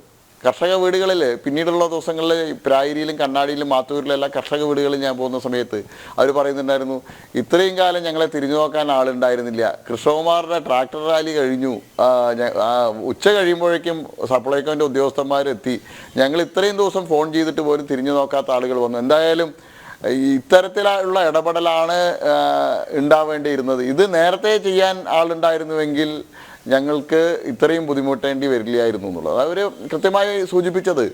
MLA ഷാഫിയുടെ നിഷ്ക്രിയത്വമാണ്. കഴിഞ്ഞ 13 വർഷം പാലക്കാടിൻ്റെ MLA ആയിരുന്നിട്ട് നെൽകർഷകരുടെ വിഷയത്തിലൊന്നും യാതൊരു വിധത്തിലുള്ള ഒരു ഇടപെടലും നടത്താൻ ഷാഫിക്ക് കഴിഞ്ഞിട്ടില്ല. അതുപോലെ തന്നെ കുടിവെള്ള പ്രശ്നം, പഞ്ചായത്തുകളിൽ രൂക്ഷമായിട്ടുള്ള കുടിവെള്ള പ്രശ്നമാണ്. ഓരോ വീടുകളിൽ പോകുന്ന സമയത്ത് ഞാൻ ചോദിക്കും, പൈപ്പ് കണക്ഷൻ കിട്ടിയോ, കുടിവെള്ളം ഉണ്ടോ? ഇല്ല. കുടിവെള്ളത്തിനായിട്ട് കുടവായിട്ട് ഞങ്ങൾ അടുത്ത കിണറിൽ അല്ലെങ്കിൽ അടുത്ത വീടുകളിലാണ് പോകുന്നതെന്ന് പറയുന്ന സാഹചര്യം ഉണ്ടായിരുന്നു. അവരോട് ജൽജീവൻ മിഷനെ സംബന്ധിച്ച് ചോദിക്കുന്ന സമയത്ത് ആ പദ്ധതി അവരുടെ പ്രദേശത്ത് എത്താത്തത്, ചില പ്രദേശങ്ങളിൽ ജൽജീവൻ മിഷൻ്റെ പൈപ്പ് കണക്ഷൻ കൊടുത്തിട്ട് 1 വർഷമായിട്ടും വെള്ളം വരാത്ത സ്ഥിതി, ഇതെല്ലാം വലിയ ചർച്ചയാക്കി നമ്മൾ പഞ്ചായത്തുകളിൽ. അത് അവിടെ ജനങ്ങളുടെ ഇടയിൽ വലിയ ചലനം ഉണ്ടാക്കിയിട്ടുണ്ട്. അതോടൊപ്പം തന്നെ നഗരസഭ നമുക്ക് ചൂണ്ടിക്കാണിക്കാനുണ്ടായിരുന്നു. ഞാൻ പറയായിരുന്നു, 2-3 പഞ്ചായത്തുകളും നിങ്ങൾ നഗരസഭയും തമ്മിൽ താരതമ്യം ചെയ്യണം. നഗരസഭാ പരിധിയിൽ ഏത് പ്രദേശത്ത് പോയിട്ട് നിങ്ങൾ ചോദിച്ചോ, അവിടെ കുടിവെള്ളം കിട്ടാത്ത ഏതെങ്കിലും, ഞങ്ങൾക്ക് സുഭിക്ഷമായി കുടിവെള്ളം കിട്ടുന്നില്ല എന്ന് ഏതെങ്കിലും പ്രദേശത്തെ ആളുകൾ പറഞ്ഞാൽ ഞാൻ തെരഞ്ഞെടുപ്പ് രംഗത്തുനിന്ന് വേണമെങ്കിൽ മാറി നിൽക്കാൻ തയ്യാറാണെന്ന് പറഞ്ഞിരുന്നു. പക്ഷേ അത് ജനങ്ങൾക്ക് ബോധ്യമായിട്ടുണ്ട്. നഗരസഭാ പരിധിയിൽ കുടിവെള്ളക്ഷാമമില്ല. അമൃത് പദ്ധതി വഴിക്ക് നമ്മൾ വളരെ സമഗ്രമായിട്ടുള്ള കുടിവെള്ള പദ്ധതി നടത്തി. നഗരത്തിൽ BJP ഭരണം വന്ന ശേഷം നടന്ന വികസനം അത് ജനങ്ങൾക്ക് ബോധ്യപ്പെട്ടിട്ടുണ്ട്. ഒരു താരതമ്യം ചെയ്യാനുള്ള അവസരം ജനങ്ങൾക്ക് ഈ തെരഞ്ഞെടുപ്പിലുണ്ടായി.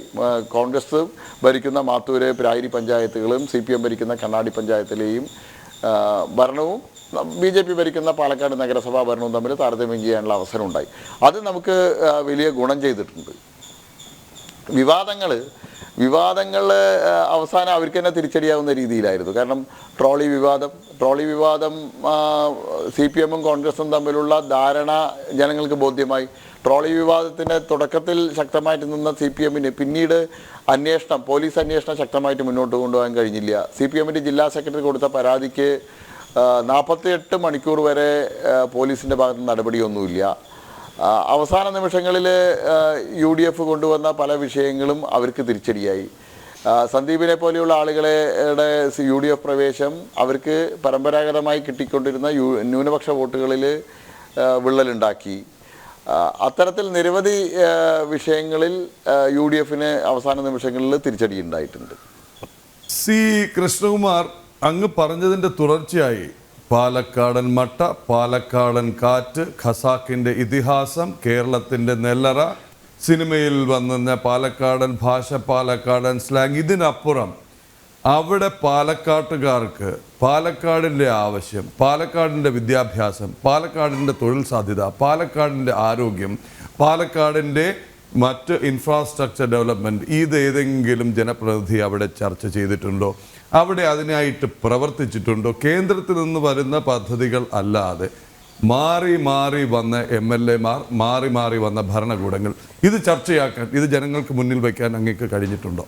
എന്ന് മാത്രമല്ല, കൽപ്പാത്തിയിൽ പോയി ആചാര ലംഘനങ്ങൾ അടക്കമുള്ളവ നടത്തി മറ്റൊരു വഴിയിൽ കൂടെ അങ്ങനെയും പാലക്കാടിനെ അപമാനിക്കാൻ ശ്രമിച്ചത്. യെസ്,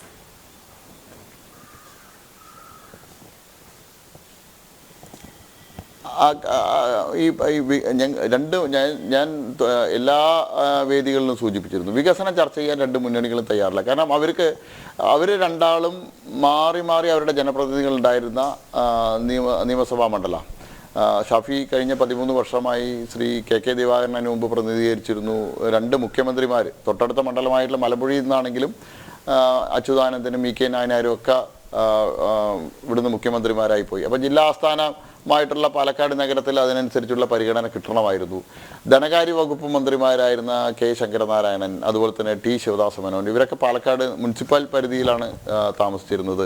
ഇതിൻ്റെ ഒന്നും നേട്ടങ്ങൾ പാലക്കാടിന് കിട്ടിയിരുന്നില്ല. യാതൊരു വിധത്തിലുള്ള പരിഗണനയും പാലക്കാടിന് ലഭിച്ചിരുന്നില്ല. പക്ഷേ 98 മുതൽ 2004 വരെ വാജ്പേയി ഗവൺമെൻറ് ഉള്ള സമയത്ത് രാജേട്ടൻ കേന്ദ്രമന്ത്രി പാലക്കാട് നഗരത്തിലെ ഏറ്റവും രൂക്ഷമായിട്ടുള്ള ട്രാഫിക് കുരുക്കിന് പരിഹാരമായിട്ട് നമുക്ക് പാലക്കാട് നഗരത്തിൽ 2 മേൽപ്പാലങ്ങൾ വന്നു. അതോടുകൂടി പാലക്കാട് നഗരത്തിലെ ഗതാഗത കുരുക്ക് ഇല്ലാതെയായി. അല്ലെങ്കിൽ റെയിൽവേ ഗേറ്റ് അടച്ചാൽ പാലക്കാട് നഗരത്തിൽ 1.5-2 മണിക്കൂർ വളരെ രൂക്ഷമായിട്ടുള്ള ട്രാഫിക് കുരുക്കായിരുന്നു. അതിന് പരിഹാരം വന്നു. അമൃത എക്സ്പ്രസ് പാലക്കാട്ടുകാർക്ക് തിരുവനന്തപുരത്തേക്ക് പോകണമെങ്കിൽ എനിക്ക് ഓർമ്മയുണ്ട്, ഞാനെല്ലാം തിരുവനന്തപുരത്തേക്ക് പോകുന്ന സമയത്ത് തൃശ്ശൂരും അല്ലെങ്കിൽ ഷൊർണൂർ പോയി ട്രെയിൻ മാറി കയറിയിട്ടാണ് തിരുവനന്തപുരത്തേക്ക് പോയിരുന്നത്.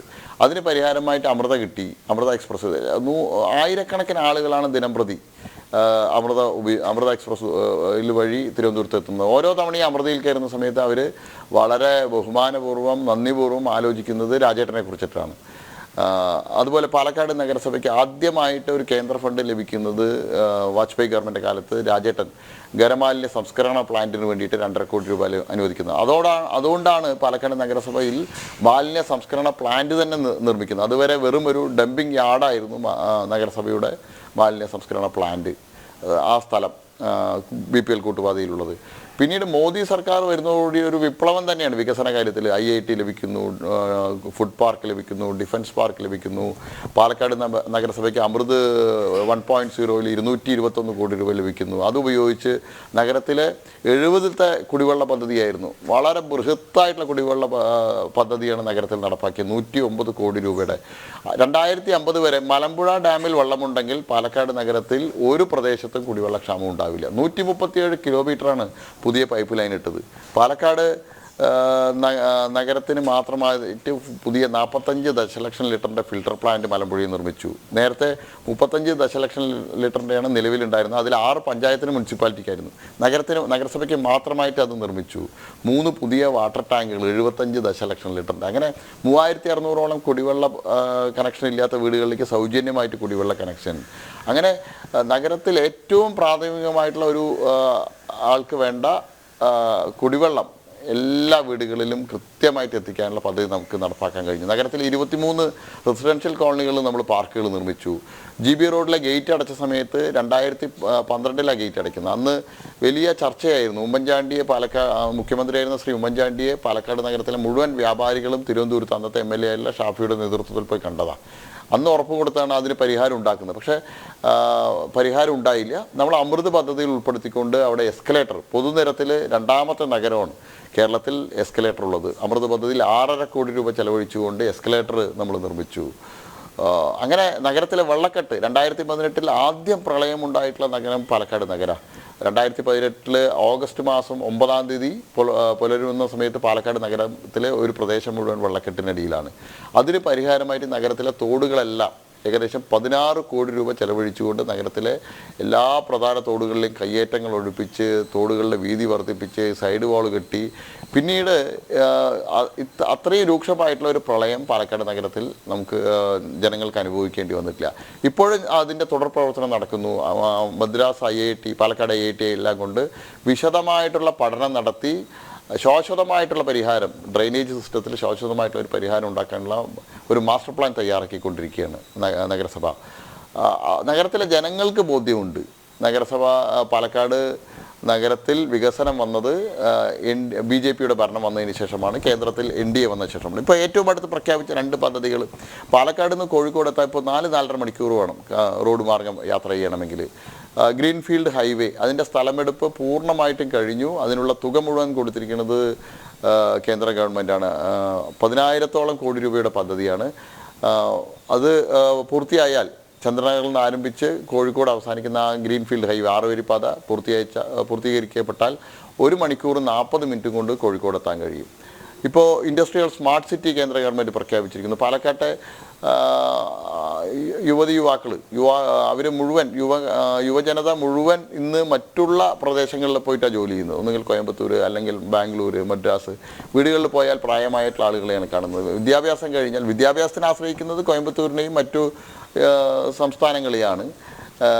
ഇപ്പോൾ വിദ്യാഭ്യാസം കഴിഞ്ഞാലും ജോലി അന്വേഷിച്ച് മറ്റുള്ള സ്ഥലങ്ങളിൽ പോകേണ്ട അവസ്ഥയാണ്. അതിന് പരിഹാരമായിട്ട് വരാൻ പോകുന്നു ഇൻഡസ്ട്രിയൽ സ്മാർട്ട് സിറ്റി എന്നുള്ളത് പാലക്കാട്ടത്തെ യുവജനങ്ങളുടെ ഇടയിൽ വലിയ പ്രതീക്ഷയാണ് നൽകിയിട്ടുള്ളത്.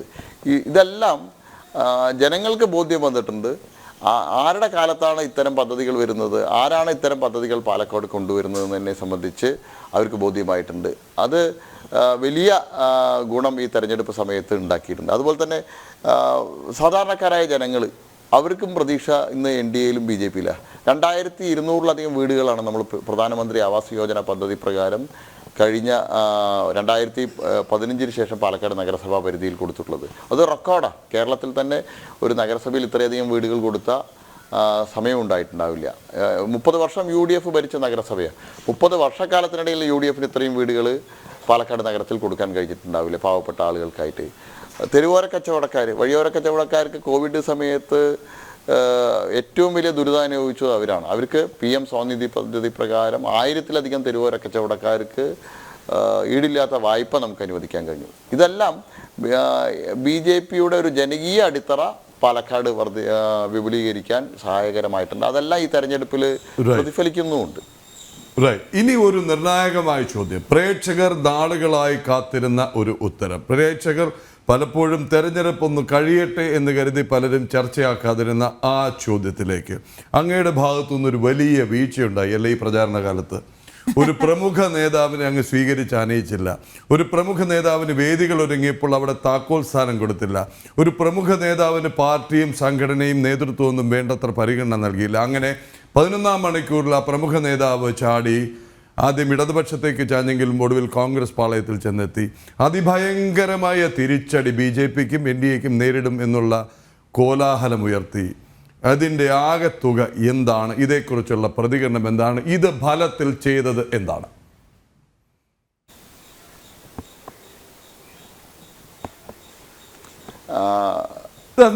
കുറിച്ച് തന്നെയാണ്. 84-ൽ സംഘശാഖയിലൂടെയാണ് പൊതുപ്രവർത്തന രംഗത്ത് വരുന്നത്.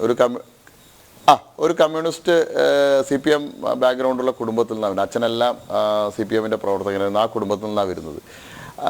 ഞാൻ എപ്പോഴും പറയാറുണ്ട്, എനിക്ക് എന്തെങ്കിലും നല്ല ഗുണങ്ങൾ ലഭിച്ചിട്ടുണ്ടെങ്കിൽ ആ സംഘശാഖയിലൂടെയാണ്. എല്ലാ കുറവുകളും എൻ്റെയാണ്. ഈ പ്രസ്ഥാനത്തെ ഒരു കാലത്തും ഒരു സമയത്തും വഞ്ചിക്കാൻ അല്ലെങ്കിൽ ചതിക്കാനോ എനിക്ക് കഴിയില്ല. അത് അത്തരമൊരു പ്രവർത്തനം ഏതൊരു വ്യക്തിയിൽ നിന്നുണ്ടായാലും അയാളുടെ വ്യക്തി ജീവിതത്തിൽ പോലും അയാൾ രക്ഷപ്പെടില്ല. കാരണം അത്രയേറെ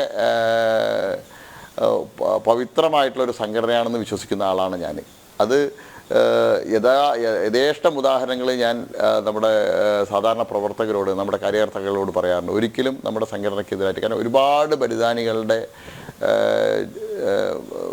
ശ്രമഫലമായിട്ട് അവരുടെ ജീവൻ ബലിയർപ്പിച്ചുകൊണ്ടുണ്ടായിട്ടുള്ള ഒരു പ്രസ്ഥാനം. ആ പ്രസ്ഥാനത്തെ ആര് വഞ്ചിച്ചാലും അവരുടെ പൊതുജീവിതത്തിലല്ല വ്യക്തി ജീവിതത്തിലും രക്ഷപ്പെടില്ല. ഈ വിഷയത്തെക്കുറിച്ച് ഞാൻ പറയാം. ഇന്നലെ ഞാൻ അന്നെല്ലാം മറുപടി പറയാതിരുന്നത് ഈ രാജ്യം മുഴുവനുള്ള, ലോകമെമ്പാടുമുള്ള മുഴുവൻ സംഘപരിവാർ പ്രസ്ഥാനത്തിൻ്റെയും പ്രവർത്തകർ വളരെ പ്രതീക്ഷയോടുകൂടി നോക്കിക്കാണുന്ന ഒരു തെരഞ്ഞെടുപ്പ് സമയത്ത് ഒരു സ്ഥാനാർത്ഥി എന്നുള്ള നിലയിൽ, ഒരു അച്ചടക്കമുള്ള ഒരു സംഘടനാ പ്രവർത്തകൻ എന്നുള്ള നിലയിൽ എൻ്റെ ഭാഗത്തു നിന്നും ഒരു വാക്ക് പോലും പിഴച്ചു പോരുതെന്നുള്ള നിർബന്ധ ബുദ്ധി ഉള്ളതുകൊണ്ടാണ് ഞാൻ മറുപടി പറയാതിരുന്നത്. ജില്ലാ പ്രസിഡന്റ് ശ്രീ KM ഹരിദാസ് എന്നോട് പറഞ്ഞു, കൃഷ്ണകുമാർജി നിങ്ങൾക്ക് ഓർമ്മയില്ലായിരിക്കും, എനിക്ക് ഓർമ്മയുണ്ട്, നിങ്ങൾ ഡൽഹിയിലായിരുന്നു, നിങ്ങൾ സന്ദീപിനെ വിളിച്ച് സംസാരിച്ചു. സന്ദീപിനോട് നിങ്ങൾ എന്നെ വിളിച്ച് പറഞ്ഞു, നാളെ കാലത്ത് സന്ദീപിൻ്റെ അമ്മ ഒരു കാരണവശാലും വിട്ടുപോകരുത്, നാളെ കാലത്ത് പോകണം, സന്ദീപിൻ്റെ വീട്ടിൽ പോയി റീത്ത് വെക്കണം, പോയാൽ മാത്രം പോരാ റീത്ത് വെക്കണം. സന്ദീപ് നമ്മൾ സംഘടനാപരമായിട്ട് വീക്കായിട്ടുള്ള പ്രദേശമാണ്, അവിടെ പ്രവർത്തകർ നിരാശരാകരുത്, നിർബന്ധമായിട്ട് അവിടെ എത്തണം എന്നുള്ളത് പറഞ്ഞു. ഞങ്ങളെല്ലാവരും പോയിരുന്നു, ഞാൻ റീത്ത് വെച്ചിരുന്നു. അദ്ദേഹത്തിൻ്റെ അന്നത്തെ ഡ്രൈവറായിരുന്ന ഹരി പോലും ഇന്നും ഓർമ്മിക്കുന്നുണ്ട്. എന്നോട് ചോദിച്ചിരുന്നു, എന്തുകൊണ്ടാണ് കൃഷ്ണകുമാരട്ടെ ഇതിന് മറുപടി പറയാതിരുന്നത്? ഞാൻ ഇത്തരം കാര്യങ്ങൾ മാധ്യമങ്ങളിലൂടെ വിളിച്ചു പറയേണ്ട ആളല്ല.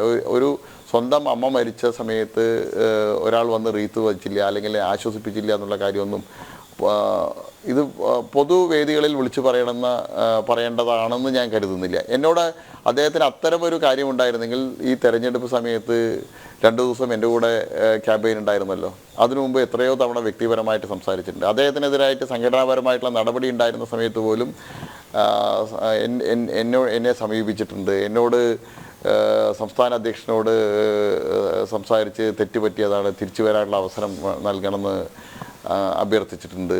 ഇതിലെല്ലാം പോസിറ്റീവായിട്ടാണ് ഞാൻ ഒരു അനിയനോട് ഉപദേശിക്കുന്നത് പോലെ തെറ്റുകൾ പറ്റിയിട്ടുണ്ടെങ്കിൽ തിരുത്തി അത് മുന്നോട്ട് വരണമെന്ന് പറഞ്ഞ ആളാണ് ഞാൻ. അദ്ദേഹം വരുന്നതിൽ യാതൊരു വിധത്തിലുള്ള താല്പര്യക്കുറവും പ്രകടിപ്പിക്കാതിരുന്ന ആളാണ്. ഈ തെരഞ്ഞെടുപ്പിന് മുമ്പ് തന്നെ, ഏതാനും ദിവസങ്ങൾക്ക് മുമ്പ് തന്നെ ഞാൻ പറഞ്ഞിരുന്നു, ഇതിൽ സ്ഥാനാർത്ഥി നിർണയം പോലും ആയിട്ടുണ്ടായിരുന്നു. ഞാൻ പറഞ്ഞിരുന്നു, ആര് സ്ഥാനാർത്ഥിയായാലും നമ്മുടെ എല്ലാ ലക്ഷ്യമാവണം ചെറിയൊരു സാങ്കേതിക തടസ്സം. കൃഷ്ണകുമാറിലേക്ക് വരാം. അവിടുത്തെ അദ്ദേഹത്തിന്റെ വളരെ നിർണായകമായ ഒരു ചോദ്യത്തിനുള്ള മറുപടി നൽകുകയായിരുന്നു. ഇതിനകം നിമിഷം കൊണ്ട് അതിനുള്ള മറുപടി തുരുതുരെ നമ്മുടെ പ്രേക്ഷകരിൽ നിന്ന് വരുന്നുണ്ട്. പ്രദീപ് ജി, എന്ത് പ്രമുഖൻ, ഓൺലൈൻ നേതാവ്, സോഷ്യൽ മീഡിയയിലൂടെ വളർന്നവൻ, RK വൈകുണ്ഠം, രാധാകൃഷ്ണൻ ജി കേട്ടു. മിനിജി നമസ്തേയുണ്ട്. മിനിജി ടെക്സസിൽ നിന്നാണ്. മിനിമോൾ ചന്ദ്രിക. CPK നായർ, നല്ല ചോദ്യം, താങ്ക് യു. അശോകൻ 366 ചാനലിൽ കിടന്ന് ഓവർ ആക്ട് കാണിച്ചപ്പോഴേ 3 കുത്ത് മാത്രമേ ഉള്ളൂ. ഇതിനിടയിൽ വിട്ടുപോയ ഒരു സംഗതി, വിട്ടുപോയതല്ല, ഒരു ഇടവേള കിട്ടാത്തത് കൊണ്ട് പറയാതെ പോയ ഒരു പിറന്നാൾ ആശംസയുണ്ട്. അതിലേക്ക് വരാം. ശ്രീ കൃഷ്ണകുമാർജി, ഒരു സെക്കൻഡ് അതൊന്ന് കട്ടായിരുന്നു.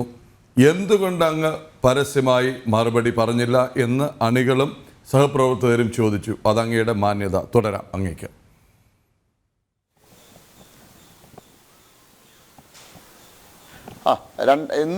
ഇന്നലെ ഗുരുവായൂരിലെ കൃഷ്ണദാസ് എന്നുള്ള നമ്മുടെ ഒരു പ്രവർത്തകന് ഒരു FB പോസ്റ്റ് ഇട്ടിട്ടുണ്ട്. അതുപോലെ അരുൺ, അവരെല്ലാം FB പോസ്റ്റ്.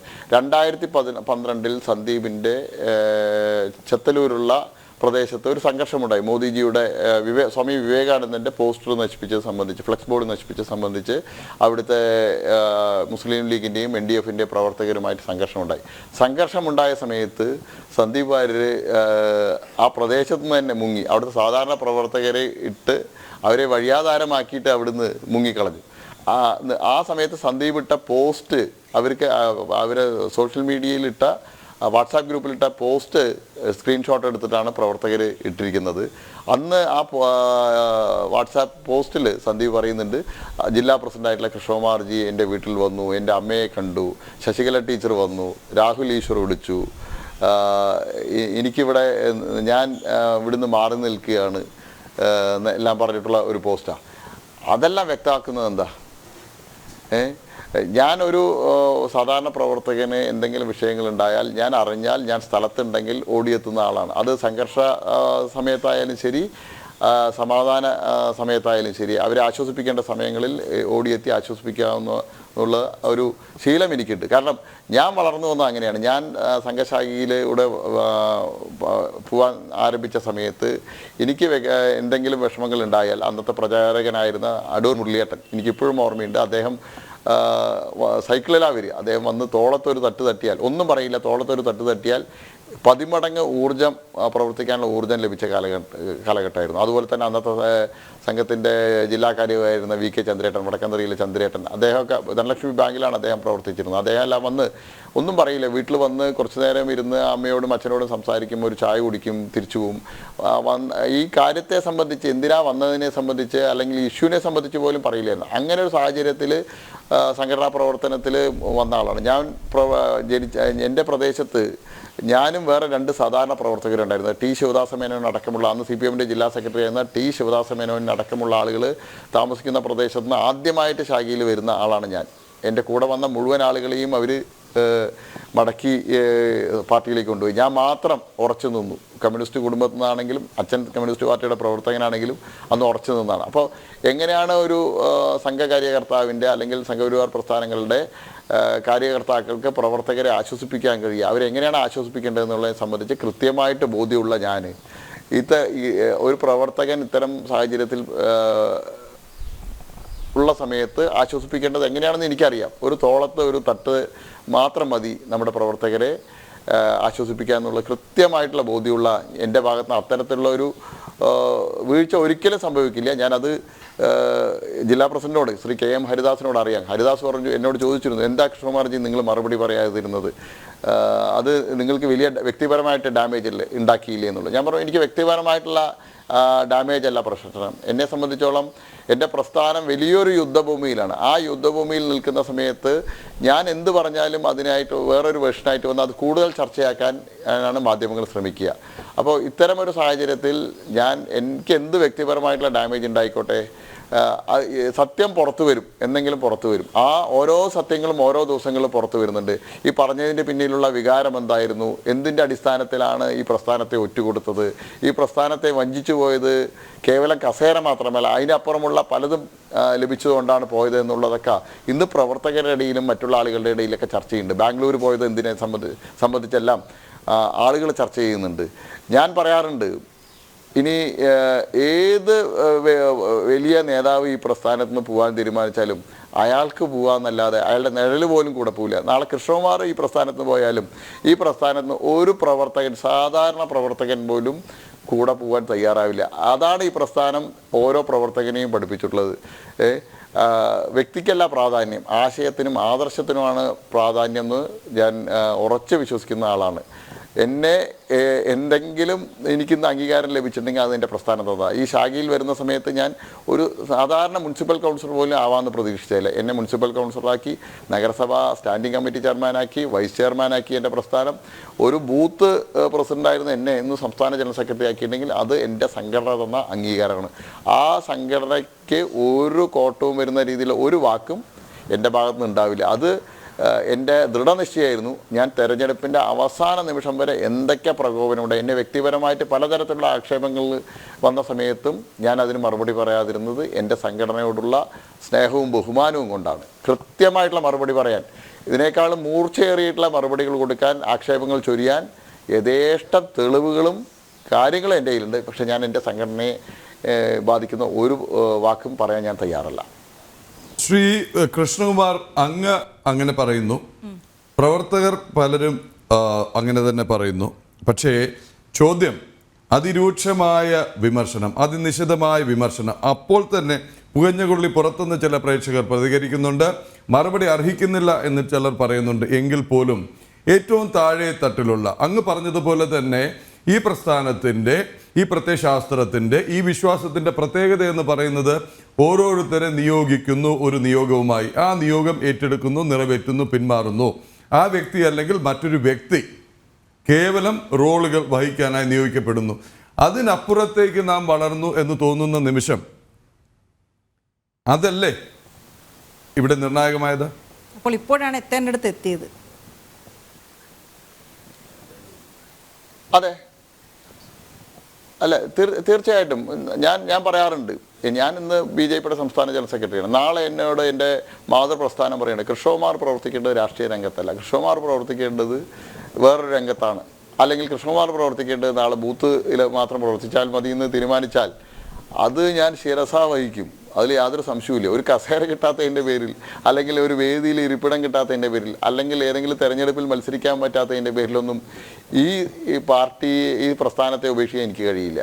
ഞാൻ രാഷ്ട്രീയ രംഗത്തല്ല, ഇനി കൃഷ്ണകുമാർ പ്രവർത്തിക്കേണ്ടത് വേറൊരു രംഗത്തിലാണെന്ന് എൻ്റെ മാതൃസംഘടന പറഞ്ഞാൽ, മാതൃപ്രസ്ഥാനം പറഞ്ഞാൽ അത് 100% ഞാൻ ശിരസാ വഹിക്കും. ഞാൻ 2016 സ്വപ്നത്തിൽ പോലും വിചാരിക്കാത്ത മലമ്പുഴയിൽ മത്സരിക്കാൻ അന്ന് സംഘടനാ സെക്രട്ടറി, BJP സംഘടനാ സെക്രട്ടറി എന്നോട് പറഞ്ഞ സമയത്ത് ഞാൻ പറഞ്ഞു, എനിക്ക് ചിന്തിക്കാൻ പോലും കഴിയില്ല മലമ്പുഴ പോലുള്ള ഒരു മണ്ഡലത്തിൽ. കാരണം ഞാൻ അവിടെ യാതൊരു ഗ്രൗണ്ട് വർക്കും ചെയ്തിട്ടില്ല. സംഘടനാപരമായിട്ട് BJP ഏറ്റവും ദുർബലമായിട്ടുള്ള മണ്ഡലം. ഞാൻ ഇവിടുത്തെ പാലക്കാട് നിയോജക മണ്ഡലത്തിലെ പ്രവർത്തനങ്ങൾക്ക് നേതൃത്വം കൊടുത്തോളാം. അല്ല, സംഘടനാ തീരുമാനമാണ് കൃഷ്ണകുമാർ അവിടെ മത്സരിക്കണം. ഞാൻ പറഞ്ഞു, ഞാൻ 100% സംഘടനാ തീരുമാനം അംഗീകരിക്കുന്നു. ഞാൻ അവിടെ വളരെ പുറകിലായിരുന്നു, 3000-ൽ താഴെ വോട്ടാണ്. ഞാൻ പറഞ്ഞത്, ഞാൻ VS-നെതിരെ വിജയിക്കുന്നു ഞാൻ പറയുന്നില്ല, പക്ഷേ ഞാൻ മലമ്പുഴയിൽ നിന്ന് രണ്ടാം സ്ഥാനത്തായിട്ട് മാത്രമേ തിരിച്ചു വരുള്ളൂ എന്ന്, തിരിച്ച് വരിക എന്നുള്ള ഒരു ഉറപ്പ് കൊടുത്തിട്ടാണ് ഞാൻ മലമ്പുഴയിലേക്ക് പോയത്. അന്ന് ഞാൻ എൻ്റെ പ്രസ്ഥാനത്തിന് കൊടുത്ത ഉറപ്പ്, സംഘടനാ സെക്രട്ടറിക്ക് കൊടുത്ത ഉറപ്പ് പാലിച്ചുകൊണ്ട് അന്ന് 46,000-ലധികം വോട്ട് ലഭിച്ച് മലമ്പുഴയെ 2ാം സ്ഥാനത്ത് എത്തിച്ചു. 2021-ലും വീണ്ടും അവിടെ വോട്ട് വർദ്ധിപ്പിച്ച് 50,000-ലധികം വോട്ട് നേടി 2ാം സ്ഥാനത്ത് എത്തിച്ചു. അത് എൻ്റെ നേട്ടമാണെന്ന് ഞാൻ പറയില്ല. അവിടുത്തെ മുഴുവൻ സംഘപരിവാർ പ്രസ്ഥാനങ്ങളിലെയും പ്രവർത്തകർ ഊണും ഉറക്കവും ഉപേക്ഷിച്ചുകൊണ്ട് പ്രവർത്തിച്ചു. CPM-ൻ്റെ പാർട്ടി ഗ്രാമങ്ങളുണ്ട്. എല്ലാ വ്യക്തിപരമായിട്ടുള്ള അവർക്ക് നേരിട്ട വെല്ലുവിളികളെ, അവർക്ക് നേരിട്ട എല്ലാ കാര്യങ്ങളെയും അതിജീവിച്ചുകൊണ്ടാണ് അവരന്ന് എന്നോടൊപ്പം നിന്ന് ഈ വോട്ട് നേടിയെടുത്തത്. അത് നിരവധി ബലിദാനികളുടെ മണ്ണാണ് മലമ്പുഴ. ആ മണ്ണിൽ CPM-ൻ്റെ കൊത്തളങ്ങളിൽ പോലും നമുക്ക് കയറി ചെല്ലാൻ കഴിഞ്ഞത് നമ്മുടെ പ്രവർത്തകരുടെ ആത്മധൈര്യം കൊണ്ട് മാത്രമാണ്.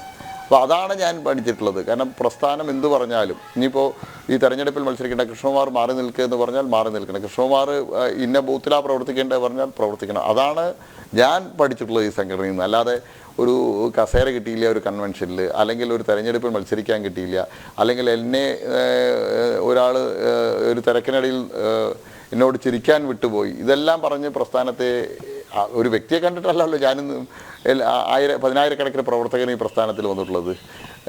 സംഘടനയെ കണ്ടിട്ടാണല്ലോ, ഒരു ആദർശത്തെ കണ്ടിട്ടാണല്ലോ, ഒരു ആശയത്തെ കണ്ടിട്ടാണല്ലോ. അതാണല്ലോ ആദ്യം, അതിനാണല്ലോ ആദ്യം പ്രാധാന്യം കൊടുക്കേണ്ടത്. അതിന് പകരം ഏതെങ്കിലും വ്യക്തി കേന്ദ്രീകൃതമായിട്ട് കോൺഗ്രസിൻ്റെയും അല്ലെങ്കിൽ മറ്റുള്ള പ്രസ്ഥാനങ്ങളിലേക്ക് പോലെ ഒരു വ്യക്തിയുടെ കേന്ദ്രീകരിച്ച് ഈ പ്രസ്ഥാനത്തിൽ പ്രവർത്തിച്ചാൽ ഇത്തരത്തിലുള്ള വീഴ്ചകൾ പറ്റും. അല്ലെങ്കിൽ തൽക്കാലം കിട്ടുന്ന സോഷ്യൽ മീഡിയയിലും അല്ലെങ്കിൽ മാധ്യമങ്ങളിലും കിട്ടുന്ന ശ്രദ്ധയുടെ പേരിൽ മുന്നോട്ട് പോയാൽ ഇത്തരം വീഴ്ചകൾ സംഭവിക്കും. ഞാൻ പറയാറുണ്ട്, എനിക്ക് മാധ്യമങ്ങളിലും അല്ലെങ്കിൽ സോഷ്യൽ മീഡിയയിലും നിറഞ്ഞു നിൽക്കുന്നതിനേക്കാളും കൂടുതൽ ഇഷ്ടം പ്രവർത്തകർക്കൊപ്പം നിൽക്കാനാണ്, ഏറ്റവും താഴെത്തട്ടിൽ പ്രവർത്തിക്കാനാണ്. അത് ജില്ലാ പ്രസിഡൻ്റായിരുന്ന സമയത്തും പാർട്ടിയുടെ സംസ്ഥാന ഭാരവാഹിയായിരുന്ന സമയത്തുമൊക്കെ ഇന്നും സാധാരണ പ്രവർത്തകർക്കൊപ്പം പോസ്റ്റ് ഒട്ടിക്കാനും കൊടികെട്ടാനും അവർക്കൊപ്പം യാത്ര ചെയ്യാനൊക്കെ ഇഷ്ടപ്പെടുന്ന ആളാണ്. ഏറ്റവും കൂടുതൽ എനിക്ക് സന്തോഷം ഉണ്ടാവുന്നത് അത്തരത്തിലുള്ള യാത്രകളിലും അത്തരത്തിലുള്ള പ്രവർത്തനങ്ങളിലുമാണ്. ശ്രീ കൃഷ്ണകുമാർ, ഒരു കാലത്ത് ചാനലുകളിൽ നിറഞ്ഞു നിന്ന BJP-യുടെ മുഖമായിരുന്നു, ശബ്ദമായിരുന്നു സന്ദീപ് വാര്യർ. എന്തിനായിരുന്നു സന്ദീപ് വാര്യരെ മാറ്റി നിർത്തിയത്? എന്തിനായിരുന്നു അച്ചടക്ക നടപടി? എന്തിനായിരുന്നു സംഘടനാ നടപടി? ഒട്ടേറെ പ്രേക്ഷകർ, ഒട്ടേറെ പ്രവർത്തകർ നിരന്തരം ചോദിക്കുന്ന ചോദ്യം.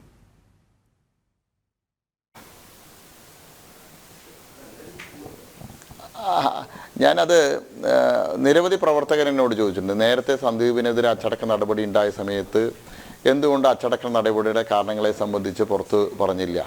ഞാനതിന് പാർട്ടിയുടെ സംസ്ഥാന അധ്യക്ഷൻ ശ്രീ സുരേന്ദ്രൻജിയോട് അദ്ദേഹത്തിനെതിരെ ഇത്രയേറെ ആക്ഷേപങ്ങൾ സന്ദീപ് ചൊരിഞ്ഞിട്ടും അദ്ദേഹം അതേക്കുറിച്ച് ഒരക്ഷരം ആ നടപടിയുടെ കാരണത്തെ സംബന്ധിച്ച് അദ്ദേഹം പുറത്തു പറഞ്ഞാൽ ഒരുപക്ഷെ ശ്രീ സന്ദീപ് പൊതുരംഗത്ത് പോലും അദ്ദേഹത്തിന് നിൽക്കാൻ കഴിയില്ല. അത്രയേറെ വെറുക്കപ്പെട്ടവനായിട്ട് പൊതുരംഗത്ത് അദ്ദേഹം മാറും. ഞാൻ സുരേന്ദ്രൻജിയുടെ ക്ഷമയെ ബഹുമാനിക്കുക. അത്തരം കാര്യങ്ങളൊന്നും പുറത്തു പറയാതിരുന്ന് ഒരു ചെറുപ്പക്കാരൻ, ആ ചെറുപ്പക്കാരൻ പൊതുരംഗത്ത് തെറ്റുപറ്റി, ആ തെറ്റ് തിരുത്തി പൊതുരംഗത്ത് തുടരട്ടെ, അയാൾക്ക് തുടരാൻ മുന്നോട്ട് വരാനുള്ള അവസരം ഉണ്ടാവട്ടെ എന്നുള്ളതിൻ്റെ അടിസ്ഥാനത്തിൽ അന്ന് പറയാതിരുന്നത് ഇന്ന് തെറ്റായിപ്പോയി എന്ന് എല്ലാവരും കരുതുന്നുണ്ട്. കാരണം അന്ന് ആ കാരണങ്ങൾ കൃത്യമായിട്ട് പുറത്ത് പറഞ്ഞിരുന്നുവെങ്കിൽ ഒരുപക്ഷെ ഈ വ്യക്തിക്ക് പിന്നെ പൊതുരംഗത്ത് പോലും തുടരാൻ പറ്റില്ലായിരുന്നു. അത്രയും ഗുരുതരമായിട്ടുള്ള സംഘടനാ വിരുദ്ധമായിട്ടുള്ള കാര്യങ്ങളാണ് അന്ന് അദ്ദേഹം ചെയ്തത്. അതിപ്പോഴും നമ്മൾ പറയാൻ, ഒരു വ്യക്തിപരമായിട്ട് ഒരാളെ തകർക്കാൻ ഒരിക്കലും ആഗ്രഹിക്കുന്നില്ല. അതുകൊണ്ട് അത്തരം കാര്യങ്ങൾ ഇന്നും പറയാൻ ആഗ്രഹിക്കുന്നില്ല. പക്ഷേ എല്ലാവർക്കും ക്ഷമയ്ക്കൊരു അതിരുണ്ട് എന്നുള്ള കാര്യം ആ വ്യക്തി ഓർക്കുന്നത് നല്ലതാണ്. അത്തരം കാര്യങ്ങളൊക്കെ എല്ലാവരും പുറത്തു പറയാൻ തുടങ്ങിക്കഴിഞ്ഞാൽ ഒരുപക്ഷെ ഇന്ന് പോയിട്ടുള്ള പ്രസ്ഥാനത്തിൽ പോലും അദ്ദേഹത്തെ വെച്ച് ഓർപ്പിക്കില്ല. കൃത്യമായ സൂചനകൾ വരുന്നുണ്ട്, പക്ഷേ പറയുന്നില്ല. മാന്യത ഇതേ നിലപാടാണ് അദ്ദേഹം കോൺഗ്രസിലേക്ക് പോയി എന്ന് പറഞ്ഞ് മാധ്യമങ്ങൾ കൊട്ടിഘോഷിക്കുമ്പോൾ വളരെ കൂളായി ചാനൽ ക്യാമറകളുടെ മുന്നിൽ വന്നിരുന്ന സംസ്ഥാന അധ്യക്ഷൻ കെ സുരേന്ദ്രൻ പറഞ്ഞത്. അദ്ദേഹത്തെ പുറത്താക്കിയതിന് പിന്നിലുള്ള കാരണങ്ങൾ അന്ന് പറഞ്ഞിരുന്നില്ല, ഇന്നും പറയുന്നില്ല. അതാണ് ഞങ്ങളുടെ മാന്യത, അതാണ് ഈ പ്രസ്ഥാനത്തിൻ്റെ മാന്യത എന്ന. എങ്കിലും ആ ടൈമിംഗ് കൃഷ്ണകുമാർജി, 17, 18, 19 2 ദിവസം പരസ്യ പ്രചരണം, ഒരു ദിവസം നിശബ്ദ പ്രചരണം, പിന്നെ ഒരു അര ദിവസം ചാനൽ ചർച്ചകൾക്ക് വളമൊരുക്കി കൃത്യമായി പാളയത്തിൽ പടയുണ്ടാക്കാൻ ഒരു ശ്രമം നടത്തി എതിർപാളയത്തിൽ ചെന്ന് വലിയൊരു ആയുധം വച്ച് നീട്ടി എന്ന് അദ്ദേഹം വിശ്വസിച്ചു. ആ ടൈമിങ്ങിനെ കുറിച്ച് കൂടി.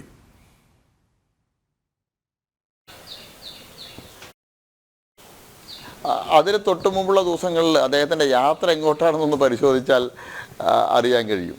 ബാംഗ്ലൂർ യാത്രയൊക്കെ ബാംഗ്ലൂരിൽ നിന്ന് 9 കൗൺസിലർമാർക്ക് വിലക്കെട്ടിയിട്ടാണ് വന്നത്. ഈ പ്രസ്ഥാനത്തെക്കുറിച്ച് ഒന്നും അറിയാത്ത ആളാണ് എന്നുള്ളത് ധരിച്ചിട്ടുണ്ട്. എല്ലാ പ്രവർത്തകരും കൃഷ്ണകുമാറോട് നന്നായിട്ട് പെരുമാറും, നന്നായി ചിരിക്കും, നല്ല സൗഹൃദം പുലർത്തും. പക്ഷെ അവരുടെ ഉള്ളിലെല്ലാം ആ ബന്ധങ്ങൾക്ക് എല്ലാം അപ്പുറം അവർ ഈ ആശയത്തെയും ആദർശത്തെയും കാണുന്ന ആളുകളാണ്. കൃഷ്ണകുമാറോട് നന്നായി സംസാരിക്കും. ഈ പ്രസ്ഥാനത്തിൻ്റെ കൂടെയുള്ള സമയത്ത് കൃഷ്ണകുമാറിന് വേണ്ടി ജീവൻ പോലും ബലിയർപ്പിക്കാൻ അവർ തയ്യാറാണ്. പക്ഷേ ഈ പ്രസ്ഥാനത്തെ, ഈ ആദർശത്തെ ഏത് നിമിഷം ഞാൻ തള്ളിപ്പറയുന്നുവോ ആ നിമിഷം ഈ സ്നേഹവും ബഹുമാനവും ഈ അംഗീകാരവും എല്ലാം അവരുപേക്ഷിക്കും. അത് മനസ്സിലാക്കാത്ത ആളായി പോയി ശ്രീ സന്ദീപ്. കാരണം സന്ദീപ് വിചാരിച്ചു സന്ദീപിന് കിട്ടുന്ന അംഗീകാരം, ബഹുമാനം, ഈ ആദരവ് ഇതെല്ലാം സന്ദീപിന് കിട്ടുന്നതാണെന്നാണ് വിചാരിച്ചത്. പക്ഷേ ഈ പ്രസ്ഥാനത്തിൻ്റെ ഭാഗമായി നിന്ന് ഈ ആശയത്തോടും ആദർശത്തോടും ചേർന്ന് നിൽക്കുന്ന സമയത്ത് കിട്ടുന്നതാണെന്ന് അദ്ദേഹം മനസ്സിലാക്കിയില്ല. ഈ പ്രസ്ഥാനത്തെ വഞ്ചിച്ച് ഇതിനെ തള്ളിപ്പറഞ്ഞ് പോയ അടുത്ത നിമിഷം മുതൽ മുഴുവൻ ഇതുവരെ കിട്ടിയിരുന്ന എല്ലാ ബഹുമാനവും ആദരവും അംഗീകാരവും എല്ലാം നിമിഷ നേരം കൊണ്ട് ഇല്ലാതാവുന്നതാണ് നമുക്ക് കാണാൻ കഴിഞ്ഞതല്ലോ. സുരേന്ദ്രൻജി പറഞ്ഞത് കറക്റ്റാണ്. കാരണം നമ്മുടെ ഈ പ്രസ്ഥാനത്തിൻ്റെ സംസ്കാരം അതല്ല. ഒരു വ്യക്തിയെയും രാഷ്ട്രീയ എതിരാളികൾക്ക് എതിരായി പോലും വ്യക്തിപരമായിട്ട് സംസ്കാരശൂന്യമായിട്ടുള്ള ഭാഷയോ അല്ലെങ്കിൽ അത്തരത്തിലുള്ള പദപ്രയോഗമോ അത്തരത്തിലുള്ള പെരുമാറ്റങ്ങളോ ഉണ്ടാവരുതെന്ന് കൃത്യമായിട്ട് ബോധ്യമുള്ള ഒരു പ്രസ്ഥാനത്തിലാണ് ഞാനെല്ലാം പ്രവർത്തിക്കുന്നത്, സുരേന്ദ്രൻജി എല്ലാം പ്രവർത്തിക്കുന്നത്. അതുകൊണ്ടാണ് ഇത്രയേറെ ആക്ഷേപങ്ങൾ ഉണ്ടായിട്ട് ഞങ്ങൾ വ്യക്തിപരമായിട്ട് അദ്ദേഹത്തെ ബാധിക്കുന്ന ഇത്തരം കാര്യങ്ങൾ സംബന്ധിച്ച് ഒന്നും പറയാതിരിക്കുന്നത്. ശ്രീ കൃഷ്ണകുമാർ പറയാതെ പറഞ്ഞു വെച്ച ഒരു കാര്യം സാമൂഹ്യ മാധ്യമങ്ങളിൽ വളരെ അധികം പ്രാധാന്യത്തോടു കൂടി ചർച്ച ചെയ്തിരുന്നു. ബാംഗ്ലൂരിലേക്ക് പോയത് DK ശിവകുമാറിനെ കാണാനാണെന്നും DK ശിവകുമാറിനെ കണ്ട് മടങ്ങുമ്പോൾ ചില റേറ്റുകൾ ഫിക്സ് ചെയ്തിരുന്നുവെന്നും ആ റേറ്റ് അനുസരിച്ച് BJP കൗൺസിലർമാരെ വിലക്കെടുക്കാമെന്നും അതിന് പിന്നാലെ 1-2 പ്രമുഖ മാധ്യമങ്ങളിൽ വാർത്ത വരുന്നു. സന്ദീപ് വാര്യർക്ക് പിന്നാലെ BJP കൗൺസിലർമാരടക്കം കോൺഗ്രസിലേക്ക് എന്ന്. നല്ല തിരക്കഥയായിരുന്നു അല്ലേ കൃഷ്ണകുമാർജി?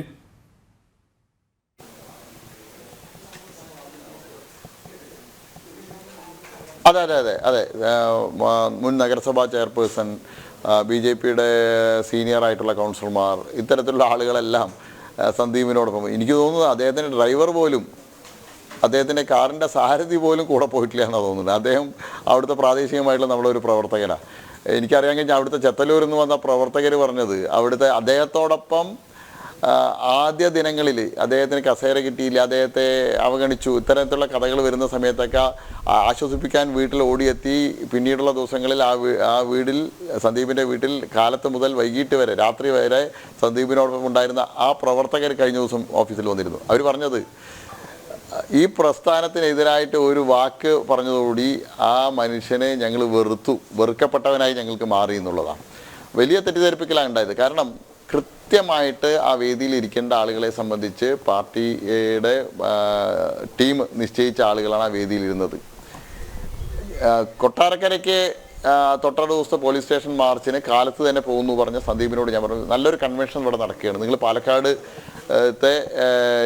ഒരു പ്രധാനപ്പെട്ട ആളാണ്, നിങ്ങൾ കൺവെൻഷൻ സ്ഥലത്തൊന്ന് വന്ന് എല്ലാ പ്രവർത്തകരെയും കണ്ടിട്ട് പോകുന്നത് നാളെ നിങ്ങൾക്ക് സംഘടനാപരമായിട്ട് ഗുണമുള്ള കാര്യമാണ്. കാരണം ഇങ്ങനെ ഒരു തെരഞ്ഞെടുപ്പ് നടക്കുന്ന സമയത്ത്, അതിൻ്റെ ഒരു കൺവെൻഷൻ നടക്കുന്ന സമയത്ത് ജസ്റ്റ് ഒന്ന് വന്ന് വിഷ് ചെയ്തിട്ടെങ്കിലും നിങ്ങൾ പോകണം. അതുകൊണ്ട് നിങ്ങൾ കൺവെൻഷൻ ഹാളിൽ വരണം. വന്നിട്ട് നിങ്ങൾ ഉടനെ തന്നെ യാത്ര തിരിച്ചോ, ഒരു 4 മണിക്കോ 4:30ക്കോ യാത്ര തിരിച്ചാൽ നിങ്ങൾക്ക് 12 മണിയാകുമ്പോഴേക്കും കൊട്ടാരക്കരയിൽ എത്താൻ കഴിയും. അപ്പോൾ നിർബന്ധമായിട്ടും വന്ന് ഒന്ന് വിഷ് ചെയ്തിട്ട് നിങ്ങൾ പോകണം എന്ന് പറഞ്ഞു. അപ്പോൾ ഞാൻ ചാനലുകളിൽ ലൈവായി കാണുന്നുണ്ട്, സന്ദീപ് വരുന്നതും സന്ദീപ് അവിടെ ചാനലുകൾക്ക് ബൈറ്റ് കൊടുക്കുന്നതും എല്ലാം കാണുന്നുണ്ട്.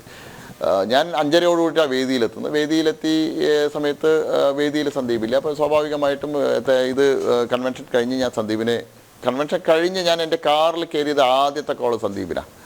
ഞാൻ സന്ദീപിനോട് സന്ദീപ് എന്താ നേരത്തെ ഇറങ്ങിയോ ചോദിച്ചു. ഞാൻ തൃശ്ശൂർ കഴിഞ്ഞു കൃഷ്ണകുമാരേട്ടാ.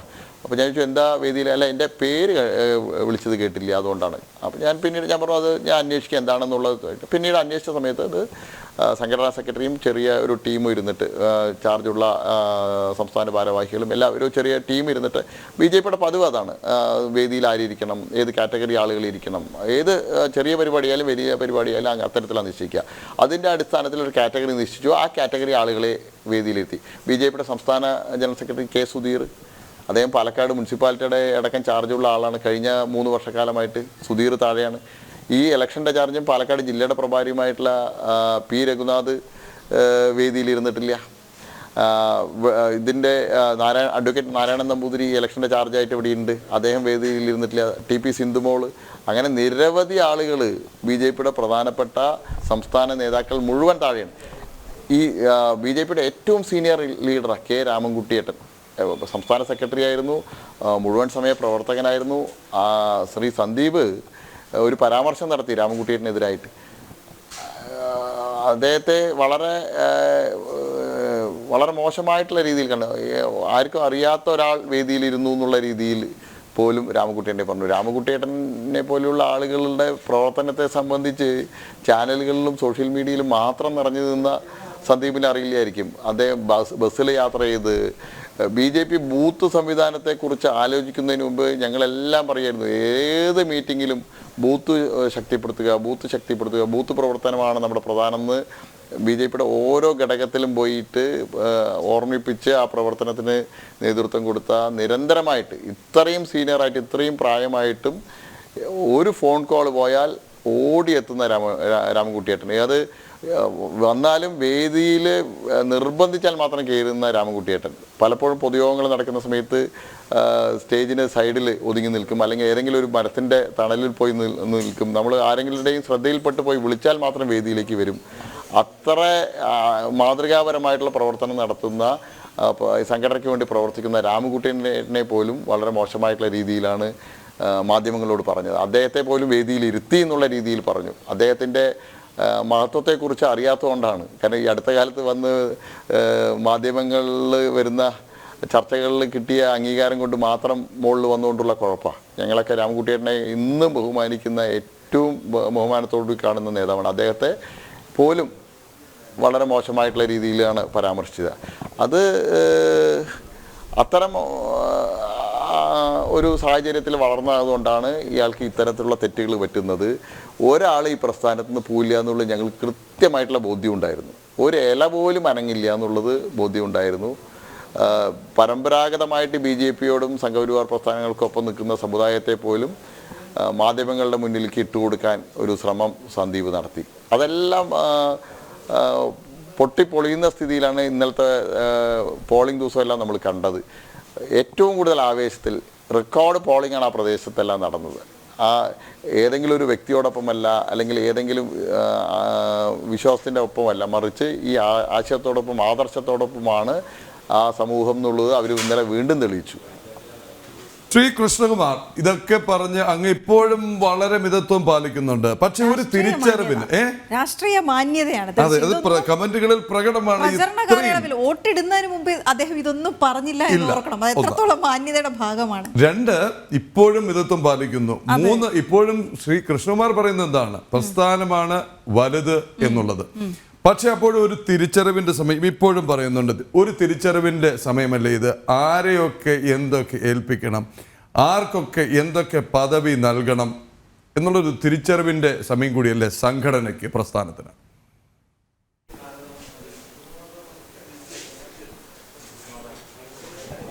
അല്ല, തീർച്ചയായിട്ടും അത് ശരിയാണ്. പക്ഷെ ഒരു രാഷ്ട്രീയ രംഗത്ത് മറ്റ് രംഗത്തെ പോലെ നമുക്ക് വരുന്ന ആളുകളെ മുഴുവൻ അവരെ സംബന്ധിച്ച് അഗാധമായി പഠിച്ച് അവരെ നിരീക്ഷിച്ച് അവർക്ക് സ്ഥാനങ്ങൾ കൊടുക്കാൻ കഴിയില്ല. അത് വ്യക്തികൾ പുലർത്തേണ്ട മാന്യതയാണ്. ഒരു പ്രസ്ഥാനം ഒരു അംഗീകാരം തരുന്ന സമയത്ത് താൻ എന്തായിരുന്നുവെന്നും താൻ ഇപ്പോഴെന്താണെന്നും അതിനെ ആരാണ് തന്നെ ഈ സ്ഥാനത്ത് എത്തിച്ചതെന്നൊക്കെ ചിന്തിക്കാനുള്ള ബോധം ഓരോ വ്യക്തിക്കും ഉണ്ടാവണം. ഞാൻ പറയാറുണ്ട്, കൃഷ്ണകുമാർ ഇന്ന് ഈ പ്രസ്ഥാനത്തിൽ വന്നില്ലായിരുന്നുവെങ്കിൽ കൃഷ്ണകുമാർ 10,000-കണക്കിന് കൃഷ്ണകുമാരന്മാരുടെ ഇടയിൽ ഒരു കൃഷ്ണകുമാർ. ഇന്ന് എനിക്ക് എന്തെങ്കിലും തരത്തിലുള്ള അംഗീകാരം ഉണ്ടെങ്കിൽ അത് എൻ്റെ പ്രസ്ഥാനം തന്ന അംഗീകാരമാണ്. അല്ലെങ്കിൽ ഈ കൃഷ്ണകുമാറിനെ ആരും അറിയില്ല. കൃഷ്ണകുമാറും കൃഷ്ണകുമാറിൻ്റെ വീട്ടുകാരും കൃഷ്ണകുമാറിൻ്റെ അടുത്ത സുഹൃത്തുക്കളും അറിയും. പക്ഷെ ഇന്ന് കൃഷ്ണകുമാർ അറിയപ്പെടുന്നുണ്ടെങ്കിൽ അത് ഈ രാഷ്ട്രീയ സ്വയംസേവക സംഘത്തിൻ്റെ ശാഖയിലൂടെ വന്ന് പൊതുപ്രവർത്തനത്തിലേക്ക് രാഷ്ട്രീയ രംഗത്തേക്ക് വരാൻ സംഘടനയുടെ തീരുമാനപ്രകാരം രാഷ്ട്രീയ രംഗത്തേക്ക് വരുന്നു. ആ രംഗത്ത് സംഘടന തരുന്ന പ്രവർത്തനത്തിൻ്റെ ഫലമായിട്ട് സംഘടന തരുന്ന അംഗീകാരം, അതിൻ്റെ ഫലമായിട്ടാണ് ഇന്ന് കൃഷ്ണകുമാർ അറിയപ്പെടുന്നത്. ഞാൻ പറയാറുണ്ട്, നമ്മൾ പറയാറുണ്ട് ആനപ്പുറത്ത് തടമ്പ് വെച്ചാൽ ആനയെ എല്ലാവരും ബഹുമാനിക്കുക, ആ തടമ്പെടുത്ത് മാറ്റിയാൽ ആനയെ കാട്ടിലെ മരം പിടിക്കാനാണ് ഉപയോഗിക്കുക പിന്നീട്. അതേപോലെയാണ് എല്ലാ ഈ പ്രസ്ഥാനത്തോട് നിൽക്കുന്ന സമയത്ത് തടമ്പേറ്റിയ ഗുരുവായൂർ കേശവനെ ബഹുമാനിക്കുന്നത് പോലെ ആളുകൾ ബഹുമാനിക്കും. ആ തടമ്പെടുത്ത് മാറ്റിയാൽ വാളയാറിലും അല്ലെങ്കിൽ മറ്റ് കാടുകളിലൊക്കെ തടി പിടിക്കാൻ പോകുന്ന ആനയ്ക്ക് സമാനമാണ് എന്നുള്ളത് ബോധ്യം ഉണ്ടായാൽ ഏത് വ്യക്തിക്കും നല്ലതാണ്. കാരണം പ്രസ്ഥാനത്തോടൊപ്പം നിന്നാൽ, പ്രസ്ഥാനം പറയുന്നതനുസരിച്ച് പ്രവർത്തിച്ചാൽ, അച്ചടക്കമുള്ള പ്രവർത്തകനായി നിന്നാൽ നമുക്ക് മുന്നോട്ട് പോകാൻ കഴിയും. അല്ലെങ്കിൽ വീട്ടിൽ പോയി ഇരിക്കേണ്ടി വരും എന്നുള്ളത് ഏറ്റവും അടുത്ത ദിവസം തന്നെ നമുക്ക് കാണേണ്ടി വരും. ഏത് പ്രസ്ഥാനത്തിൽ പോയാലും അത് തന്നെയാണ് സ്ഥിതി. ആ പ്രസ്ഥാനത്തിൻ്റെ ചട്ടക്കൂടിൽ നിന്ന് പ്രവർത്തിക്കാൻ തയ്യാറായിട്ടില്ലെങ്കിൽ, താനാണ് വലുത് എന്നുള്ള ബോധം വന്നാൽ അത് അയാളുടെ അധപതനത്തിൻ്റെ തുടക്കം. ശ്രീകൃഷ്ണകുമാർജി, ഒരു കാര്യം കൊണ്ട് പാലക്കാട് മാത്രം ഒതുങ്ങി നിൽക്കേണ്ട ഒരു നേതാവല്ല സി കൃഷ്ണകുമാർ എന്നാണ് നമ്മുടെ കമന്റ് ബോക്സ് നോക്കിയാൽ അതിന് തെളിവായി പറയാൻ കഴിയുക. കാരണം സാധാരണഗതിയിൽ പുത്തൻപുലരിക്ക് സ്ഥിരമായുള്ള പ്രേക്ഷകരെക്കാൾ ഒട്ടേറെ പ്രേക്ഷകർ താങ്കളെ കാണാനും കേൾക്കാനുമായി കയറിയിട്ടുണ്ട്. എന്ന് മാത്രമല്ല, താങ്കളോടുള്ള പ്രതികരണങ്ങൾ കൂടി അവർ ഈ കമന്റ് ബോക്സിൽ വെക്കുന്നുണ്ട്. അതിൽ ശ്രീ പ്രദീപ് ജി പറയുന്നുണ്ട്, കൃഷ്ണകുമാർജി ലഡു തരണേന്ന്. കാരണം ഉറപ്പിച്ചിരിക്കുന്നു അവർ, അതിൽ തർക്കമൊന്നുമില്ല. 10,000-നും 5,000-നും ഇടയിൽ ഭൂരിപക്ഷം പ്രവചിക്കുന്നു കലിയുഗം. അത് മാത്രമല്ല, ഇനി അദ്ദേഹത്തിന് പാലക്കാടിന്റെ വികസനത്തിന് വേണ്ടി ജനങ്ങൾക്ക് വേണം, ശ്രീജിത്ത് കെ എൻ പറയുന്നു. തീപ്പൊരിയായി മാറിയിരിക്കുന്നു കൃഷ്ണകുമാർജി. താങ്കൾ നിയമസഭയിൽ മാത്രം ഒതുങ്ങിയിരിക്കേണ്ട ആളല്ല എന്നുകൂടി, അതായത് അവർ നിയമസഭയിൽ സീറ്റ് ഉറപ്പിക്കുന്നു, പക്ഷെ അതിനും അപ്പുറത്തേക്കൊരു വളർച്ച കാണുന്നു. ഞാനിപ്പോൾ അതിശയത്തോടെ നോക്കുന്നത് അദ്ദേഹത്തിൻ്റെ മുഖമാണ്. ഞാൻ ഇത്രയൊക്കെ കമന്റ് ബോക്സിൽ വന്ന അഭിനന്ദനങ്ങളെക്കുറിച്ച് പറഞ്ഞിട്ടും അദ്ദേഹം അത് വളരെ പക്വതയോടെ കേട്ടിരിക്കുന്നു. അതിനുള്ള കാരണം അദ്ദേഹം പറഞ്ഞു, മുനിസിപ്പൽ കൗൺസിലറോ പഞ്ചായത്ത് അംഗമാകുമെന്ന് ധരിച്ചിട്ടോ വിചാരിച്ചിട്ടോ പ്രതീക്ഷിച്ചിട്ടോ അതിന്റെ തിരക്കഥ രചിച്ചിട്ടോ അല്ല സംഘശാഖയിൽ പോയത് എന്നുള്ള മറുപടി. പക്ഷെ അലറി കൂവുന്ന ആളുകളെ അല്ല വേണ്ടത് എന്ന് വ്യക്തമായിക്കൊണ്ടിരിക്കുകയാണ്. അങ്ങനെയുള്ള ആളുകൾ എത്തുന്നുണ്ട് എന്നുള്ളതാണ് വാസ്തവം. അപ്പോൾ ഈ കമന്റ് ബോക്സിൽ വന്ന് താങ്കളോട് ഇത്തരത്തിൽ അഭിനന്ദനങ്ങളും ആശംസകളും ഒക്കെ അറിയിക്കുന്ന, അനുഗ്രഹവും ഒക്കെ അറിയിക്കുന്നുണ്ട് ചിലർ. എന്താണ് അവരോടുകൂടി പറയാനുള്ളത്?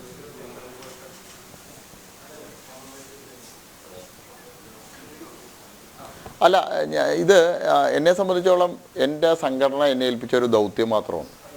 ആ ദൗത്യത്തിൽ 10,000-കണക്കിന് പ്രവർത്തകർ, പാലക്കാടുള്ള 1000-കണക്കിന് പ്രവർത്തകർ, പാലക്കാടിന് പുറത്തുള്ള 10,000-കണക്കിന് ആളുകൾ ഫോണിലൂടെ അവരുടെ വ്യക്തിപരമായിട്ടുള്ള ബന്ധങ്ങളിലൂടെയൊക്കെ ഈ തെരഞ്ഞെടുപ്പിൽ വലിയ പങ്ക് വഹിച്ചിട്ടുണ്ട്. അവരുടെയൊക്കെ ആഗ്രഹം ലക്ഷ്യത്തിലെത്താനായിട്ട് മുന്നിൽ നിന്ന് നയിക്കാനായിട്ട് എന്നെ നിയോഗിച്ചു എന്ന് മാത്രം. അത് വലിയ ഭാഗ്യമായിട്ടാണ് കരുതുന്നത് ഞാൻ. കാരണം ശ്രീ നരേന്ദ്രമോദിജിയോടും അമിത്ഷാജിയോടും അതുപോലെ തന്നെ നഡ്ഡാജിയോടും സംഘപ്രസ്ഥാനങ്ങളുടെ കാര്യകർത്താക്കളോടൊക്കെ എന്നെ സ്ഥാനാർത്ഥിയായി പ്രഖ്യാപിച്ച സമയത്ത് ഞാൻ നന്ദി രേഖപ്പെടുത്തിയിരുന്നു. കാരണം ഇത്രയും വലിയൊരു ചരിത്ര ദൗത്യത്തിന് എന്നെ നിയോഗിച്ചത് എനിക്ക് വലിയ ഭാഗ്യമായിട്ടാണ് കരുതുന്നത്. അത് എന്നിൽ എൻ്റെ സംഘടനയ്ക്ക് വന്ന വിശ്വാസമായിരിക്കും. ഞാനത് ആ ലക്ഷ്യത്തിലെത്തിക്കുന്നുള്ള ഒരു വിശ്വാസത്തിൻ്റെ ഭാഗമായിട്ടായിരിക്കും. അതിൽ എൻ്റെ കഴിവല്ല, മറിച്ച് ഞാൻ പറയായിരുന്നു, കാലത്തെ കാറിൽ സംഘടന റൂട്ട് നിശ്ചയിക്കും, എവിടെ പോകണം നിശ്ചയിക്കും, അവിടെ പോയി കാറിൽ നിന്നിറങ്ങിയാൽ എന്നെ കാറിൽ ഇറക്കിയുടെ വോട്ട് ചോദിക്കൽ മാത്രമായിരുന്നു എനിക്ക് ഈ തെരഞ്ഞെടുപ്പിൽ വോട്ടർമാരോട് വോട്ട് ചോദിക്കൽ. ബാക്കി ഒരു കാര്യങ്ങളിലും ഒരു ടെൻഷനും എൻ്റെ സംഘടന എനിക്ക് നൽകിയിട്ടില്ല.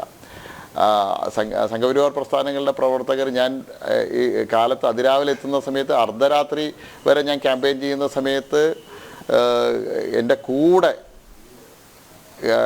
പ്രവർത്തിച്ച ആളുകളാണ് ഈ തെരഞ്ഞെടുപ്പിൽ മാത്രം. കഴിഞ്ഞ എല്ലാ തെരഞ്ഞെടുപ്പിലും ഞാൻ മത്സരിക്കുന്ന സമയത്ത് ഒരു പ്രസ്ഥാനത്തിന് ഇതുപോലെ ഒരു പ്രസ്ഥാനത്തിൻ്റെ സ്ഥാനാർത്ഥികൾക്കും ഇതുപോലെ ഭാഗ്യം ലഭിക്കില്ല. അത്രയേറെ കരുതലോടുകൂടി കൂടെ നടന്ന് പ്രവർത്തിക്കുന്ന ആളുകളാണ് ഈ പ്രസ്ഥാനത്തിൻ്റെ പ്രവർത്തകർ. അവരൊന്നും പ്രതീക്ഷിക്കാതെയാണ്.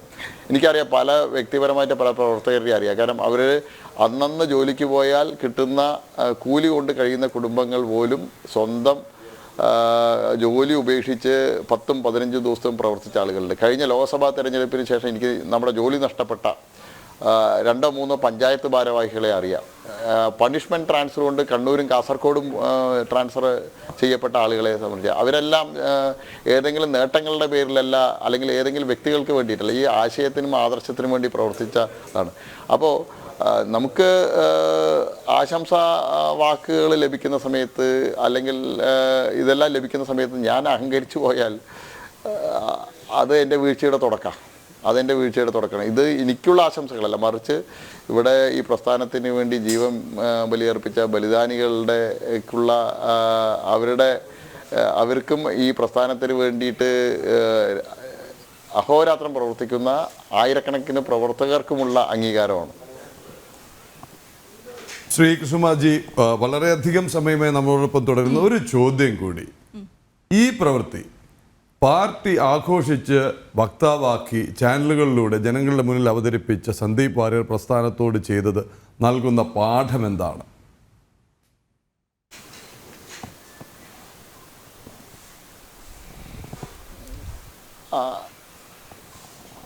അദ്ദേഹത്തിനോ അതോ പ്രസ്ഥാനത്തിന്?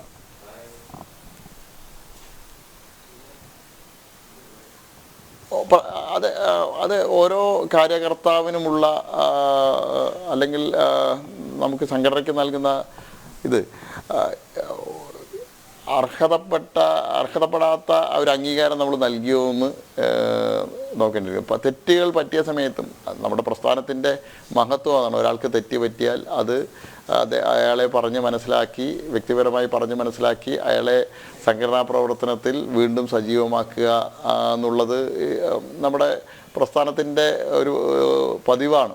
യഥേഷ്ടം ഇത്തരത്തിലുള്ള സംഭവങ്ങൾ ഉണ്ടായിട്ടുണ്ട്. സംഭവങ്ങൾ ഉണ്ടാകുന്ന സമയത്ത് തെറ്റുപറ്റിയ ആളുകളെ വ്യക്തിപരമായിട്ട് സംസാരിച്ച്, ഒരു സഹോദരൻ അല്ലെങ്കിൽ ഒരു അനിയനോട് സംസാരിക്കുന്നത് പോലെ സംസാരിച്ച് അവരെ കാര്യങ്ങൾ ബോധ്യപ്പെടുത്തി ആ തെറ്റുകൾ തിരുത്തി പ്രസ്ഥാനത്തോടൊപ്പം ചേർത്ത് പിടിച്ചു കൊണ്ടുപോകുക എന്നുള്ളത് നമ്മുടെ ഒരു പതിവാണ്. അതേ രീതിയിലുള്ള ഒരു കാര്യമാണ് സന്ദീപിനോട് ചെയ്തത്. പക്ഷേ സന്ദീപ് സംഘടനയോട് ചെയ്തത് ഒരു വഞ്ചനയാണ്. ഇത്തരത്തിൽ തന്നെ ചേർത്ത് പിടിച്ച, തൻ്റെ തെറ്റുകളെല്ലാം പുറത്ത് തനിക്ക് വീണ്ടും അംഗീകാരം തന്ന, താൻ അർഹിക്കുന്നതിലും കൂടുതൽ അംഗീകാരം അദ്ദേഹത്തിന് ലഭിച്ചിട്ടുണ്ടോ ഈ സംഘടനയിൽ നിന്ന് ഞാൻ സംശയിക്കുന്നു. കാരണം BJPക്ക് 10-30 വക്താക്കളുണ്ട്. ആ വക്താക്കൾക്കെല്ലാം കൊടുക്കുന്നതിനേക്കാളും കൂടുതൽ അവസരം ചാനൽ ചർച്ചകളിൽ, മറ്റ് വേദികളിൽ എല്ലാം കൊടുക്കാറുണ്ട്. ഇതെല്ലാം ലഭിച്ച സമയത്ത് അദ്ദേഹം വിചാരിച്ചത് അദ്ദേഹത്തോടൊപ്പം അല്ലെങ്കിൽ അദ്ദേഹത്തെക്കാട്ടും നന്നായി പെർഫോം ചെയ്യുന്ന യഥേഷ്ടം വക്താക്കൾ BJPയിലുണ്ട്. അവരിൽ പലർക്കും സന്ദീപിന് കിട്ടിയ പോലെയുള്ള അവസരങ്ങൾ കിട്ടാറില്ല. ഇത്തരത്തിലുള്ള സംഘടനാപരമായിട്ടുള്ള അച്ചടക്ക ലംഘനങ്ങൾ അവർ നടത്തിയിട്ടില്ല. എന്നിട്ടും അവർക്ക് പലപ്പോഴും ഇത്രയും അവസരങ്ങൾ കിട്ടിയിട്ടില്ല. എന്നിട്ട് പോലും അവർ സംഘടനാ വിരുദ്ധമായിട്ടൊന്നും ചെയ്യുന്നില്ല.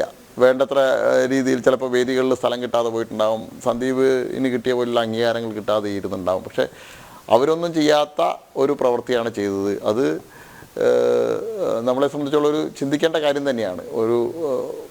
ഞാൻ നേരത്തെ സൂചിപ്പിച്ചല്ലോ, രാഷ്ട്രീയ രംഗത്ത് നമുക്ക് ചൂഴ്ന്നു നോക്കാൻ കഴിയില്ല, അല്ലെങ്കിൽ ഒരാളെ ദീർഘകാലം അയാളെ വീക്ഷിച്ച് നിരീക്ഷിച്ച് ഒരു അംഗീകാരം കൊടുക്കാൻ കഴിയില്ല. കാരണം പെട്ടെന്ന് തീരുമാനങ്ങൾ എടുക്കേണ്ട, പെട്ടെന്ന് കാര്യങ്ങൾ ചെയ്യേണ്ട ഒരു രംഗമാണ് രാഷ്ട്രീയ രംഗം. പെട്ടെന്നുള്ള തീരുമാനങ്ങൾക്ക് വലിയ പ്രസക്തിയുള്ള ഒരു പ്രവർത്തന മണ്ഡലമാണ്. അതുകൊണ്ട് വരുന്ന വീഴ്ചകളാണ്. പക്ഷേ സംഘടനയ്ക്ക് ഒരു പോറലും ഏൽപ്പിച്ചില്ലല്ലോ. അത് ഒരാൾ പോലും ഒരു ഇല പോലും അനങ്ങിയില്ല. ഒരു പാലക്കാട് തെരഞ്ഞെടുപ്പിൽ എടുത്ത പാർട്ടിക്കാണ് പ്രതിരോധത്തിലാവേണ്ടി വന്നത്. അവർ പിന്നീട് അവസാനത്തെ 3-4 ദിവസങ്ങളിൽ അവർ വലിയ പ്രതിരോധത്തിലായി. കാരണം ഇത്തരത്തിലുള്ള ആളുകൾ എവിടെ പോയാലും ആ സംഘടനയ്ക്ക് അതൊരു അപശകുനമാവും എന്നുള്ളതിൻ്റെ ഏറ്റവും വലിയ ദൃഷ്ടാന്തമായി പോയി അത്.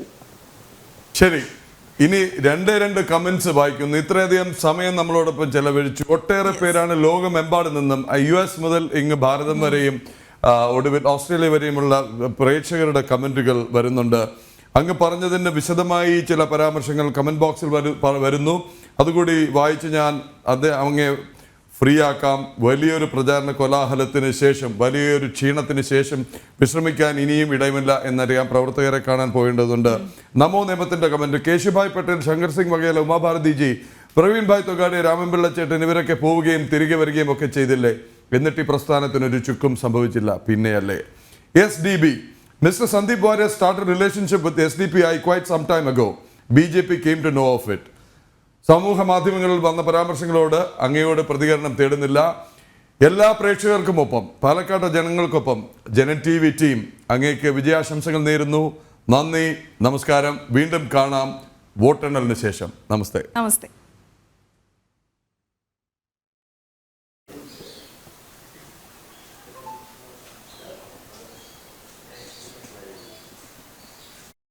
ഓക്കെ, നമ്മൾ ദീർഘമായി സംസാരിച്ചു. കാരണം അദ്ദേഹം ഇതുവരെ പറയാത്ത കാര്യങ്ങൾ പറയാൻ അദ്ദേഹത്തിന്റെ മാന്യതയ്ക്ക് നിരക്കുന്ന രീതിയിൽ അദ്ദേഹം അപ്പോഴും അതെ നമ്മുടെ ചോദ്യങ്ങൾക്ക് അദ്ദേഹം വിട്ടു. അദ്ദേഹത്തിന് എന്തും പറയാം അല്ലെ, ആ നടന്ന സംഭവങ്ങൾ തന്നെ പറയാം. പ്രേക്ഷകർ തന്നെ പല ചോദ്യങ്ങളും ചോദിക്കുന്നുണ്ട്, അത് കൃത്യമായി പറയാം. പക്ഷെ അദ്ദേഹം എത്ര മാന്യത പാലിച്ചുകൊണ്ടാണ് അത് പറയാതിരിക്കുന്നത്.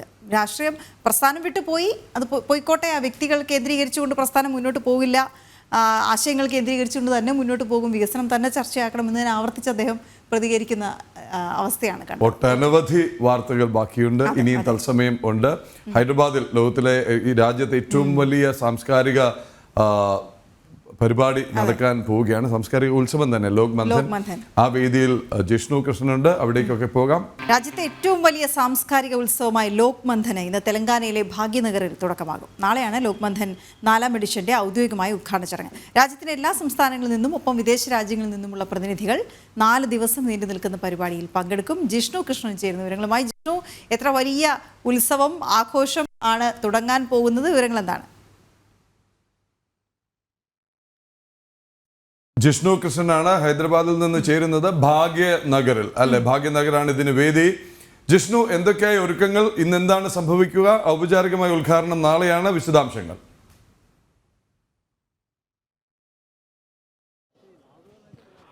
പ്രദീപ്, വീണ, ഗുഡ് മോർണിംഗ്.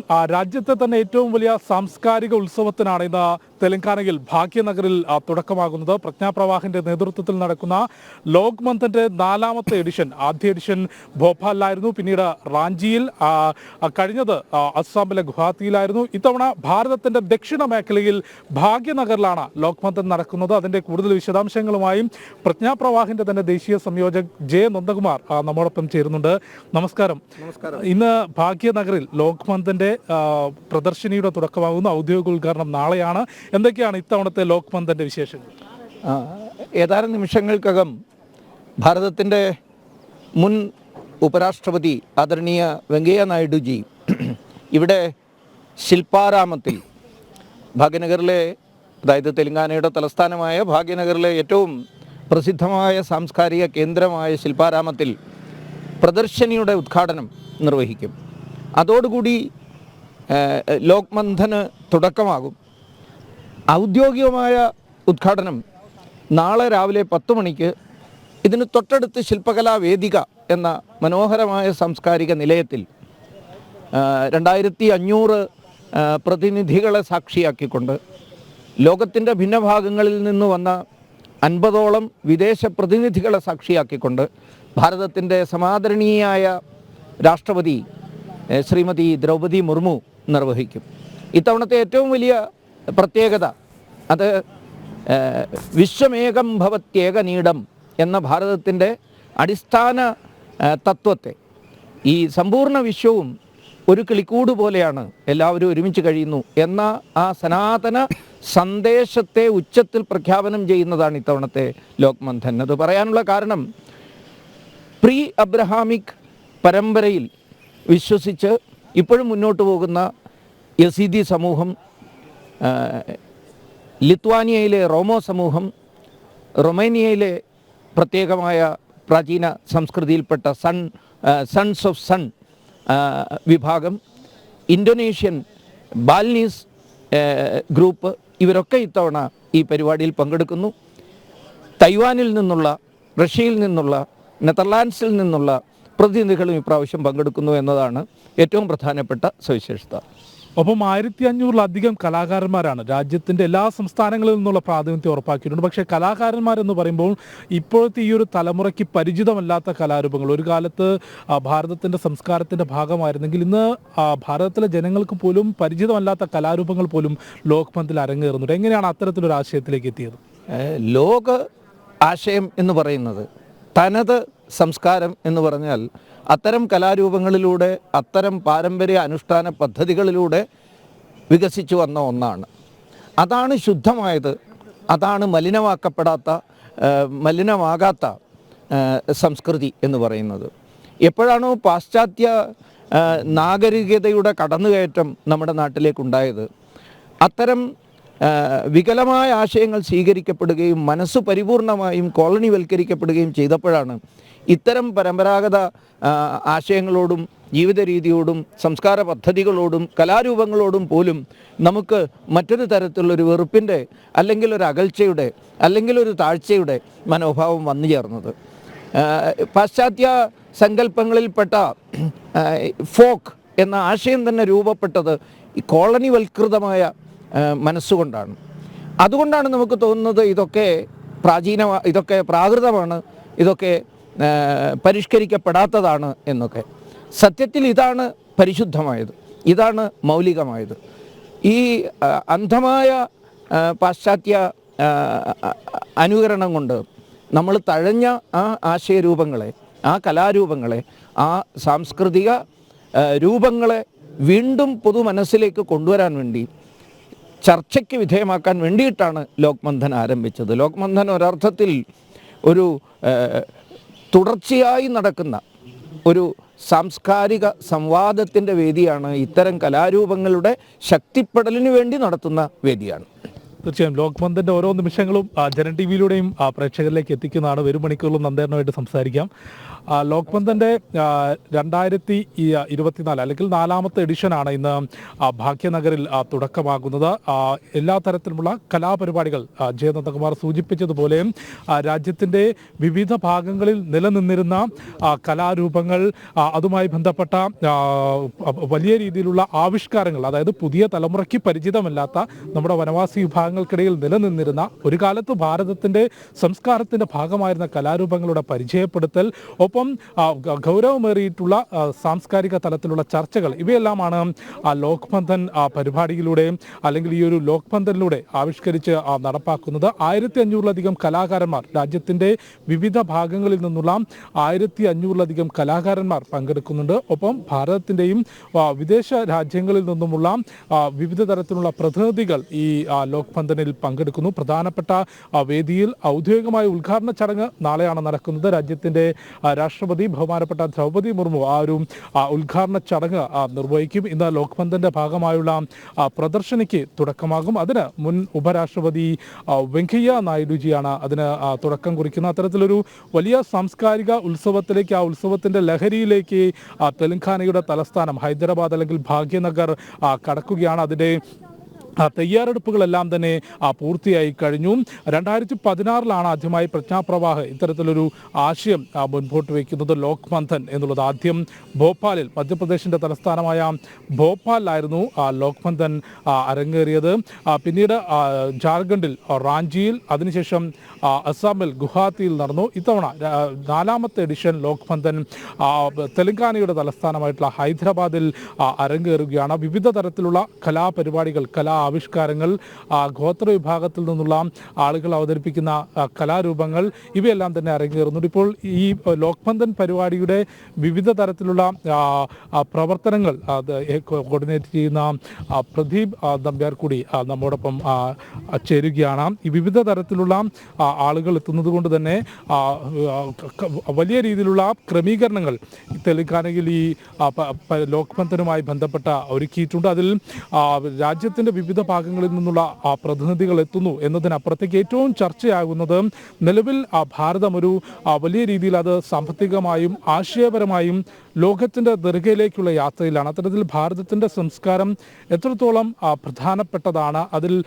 എത്രത്തോളം നമ്മൾ ആ സംസ്കാരത്തെ മുറുകെ പിടിക്കേണ്ടതുണ്ട് എന്നത് സംബന്ധിച്ച ഗൗരവമുള്ള ചർച്ചകൾ വിവിധ മേഖലകളിൽ നിന്നുള്ള ആളുകൾ പങ്കെടുക്കുന്ന. ജിഷ്ണുവിലേക്ക് വരാം. വളരെ പ്രധാനപ്പെട്ട ഒരു വാർത്തയിലേക്ക്, കൊച്ചിയിലേക്ക് പോകേണ്ടതുണ്ട്. ജിഷ്ണു, തുടർന്നുള്ള അഭിമുഖങ്ങൾ ഒന്ന് റെക്കോർഡ് ചെയ്ത് അയക്കുക. കളമശ്ശേരിയിലെ വാതക ടാങ്കർ അപകടത്തിൽ അന്വേഷണത്തിന് BPCL factories and boilers unit പരിശോധിക്കും. 20 ടൺ വാതകം റോഡിലൂടെ കൊണ്ടുപോകുമ്പോൾ വേണ്ട നടപടികൾ പാലിച്ചോ എന്നും പരിശോധിക്കും. ഇന്നലെ അർദ്ധരാത്രിയിലാണ് മീഡിയനിൽ ഇടിച്ച് ടാങ്കർ ലോറി മറിഞ്ഞത്. വിവരങ്ങളുമായി ജിജീഷ് കരുണാകരൻ ചേരുന്നു. ജിജീഷ്, എങ്ങനെയായിരുന്നു അപകടം? ഇതിൽ പാളിച്ചയുണ്ടായിട്ടുണ്ടോ? സുരക്ഷാ പിഴവുണ്ടായിട്ടുണ്ടോ?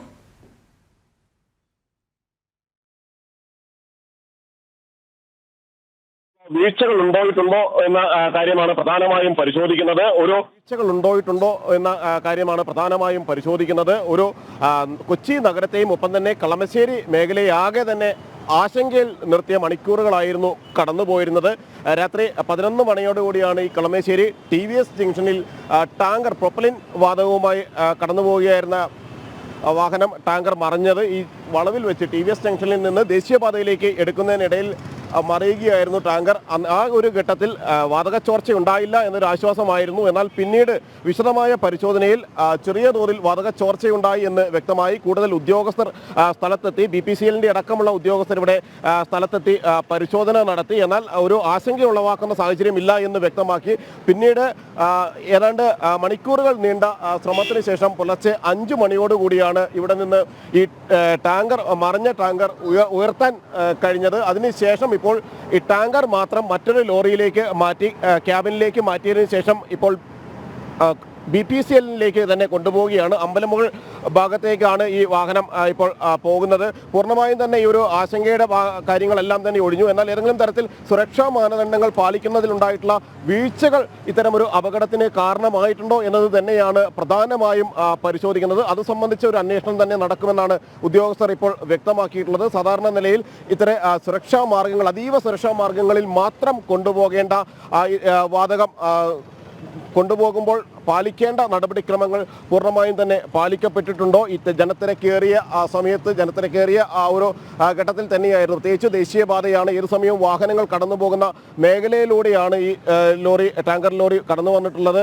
ആ വളവിൽ വെച്ച് അപകടത്തിൽപ്പെട്ടു. പിന്നീട് ഇപ്പോൾ നമ്മൾ കാണുന്നത് അതിൻ്റെ ക്യാബിൻ മാറ്റിയതിന് ശേഷം, എഞ്ചിൻ ഭാഗം മാറ്റിയതിന് ശേഷം ടാങ്കർ കൊണ്ടുപോകുന്ന ദൃശ്യങ്ങളാണ് ഇപ്പോൾ കാണുന്നത്. മറ്റൊരു ടാങ്കറിലേക്ക് മാറ്റുന്നതിന് വേണ്ട ശ്രമമായിരുന്നു ആദ്യം നടത്തിയിരുന്നത്. അങ്ങനെ മറ്റൊരു ടാങ്കർ അതിനായി നേരത്തെ തന്നെ സജ്ജമാക്കി കൊണ്ടുവരികയും ചെയ്തിരുന്നു. എന്നാൽ ഇവിടെ വെച്ച് ഇതിനകത്തു നിന്ന് വാതകം മറ്റൊരു ടാങ്കറിലേക്ക് മാറ്റുന്നത് എത്രമാത്രം സുരക്ഷയുള്ള കാര്യമാണ് എന്നത് സംബന്ധിച്ചുള്ള ഒരു സംശയം കൂടി ഉദ്യോഗസ്ഥർ പ്രകടിപ്പിച്ചതിനെ തുടർന്നാണ് അങ്ങനെ ഒരു വാതകം മറ്റൊരു ടാങ്കറിലേക്ക് മാറ്റേണ്ടതില്ല, പൂർണ്ണമായും തന്നെ ആ ടാങ്കർ തന്നെ മറ്റൊരു ക്യാബിൻ, എഞ്ചിൻ ക്യാബിനിലേക്ക് മാറ്റിയതിന് ശേഷം അമ്പലങ്ങളിലേക്ക് കൊണ്ടുപോവുക എന്നൊരു തീരുമാനത്തിലേക്ക് എത്തിയത്. ഇപ്പോൾ വാഹനം ഇവിടെ നിന്ന് പുറപ്പെട്ടു കഴിഞ്ഞു.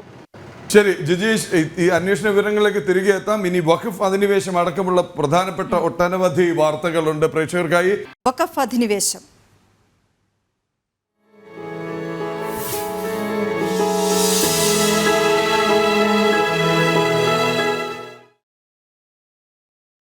മുൻപത്തേത് വഖഫ് ഭൂമി അല്ല എന്ന് കാര്യകാരണ സഹിതം വ്യക്തമാക്കി ഫാദർ ജോഷി മയ്യാറ്റിൽ. അദ്ദേഹം സമൂഹ മാധ്യമങ്ങളിൽ പ്രസിദ്ധീകരിച്ച ലേഖനത്തിലാണ് കാര്യങ്ങൾ വ്യക്തമാക്കുന്നത്. ഒരു വസ്തു വഖഫായി പ്രഖ്യാപിക്കുന്നതിന് മുൻപ് നടത്തേണ്ട സർവേ മുൻപത്ത് നടന്നിട്ടില്ല എന്നും സിദ്ദിഖ് സൈഡിന് വഖഫായി ഭൂമി നൽകാനുള്ള സമർപ്പണ യോഗ്യതാ ഭൂമി അല്ലെന്നും ഫാദർ ലേഖനത്തിൽ ചൂണ്ടിക്കാട്ടുന്നു. ജിജീഷ് കരുണാകരനിന്റെ വിവരങ്ങൾ നൽകും. ജിജീഷ്, ഈ ലേഖനത്തിൽ പറയുന്നത് അനുസരിച്ചാണ് എങ്കിൽ എന്താണ് ഈ ക്രമക്കേട്? അല്ലെങ്കിൽ ഇത് ആ രീതിയിൽ വ്യാഖ്യാനിക്കാൻ കഴിയില്ല, കഴിയില്ല എന്ന കാര്യം അദ്ദേഹം തെളിവ് സഹിതം പറയുകയാണ്. എങ്ങനെയാണത്?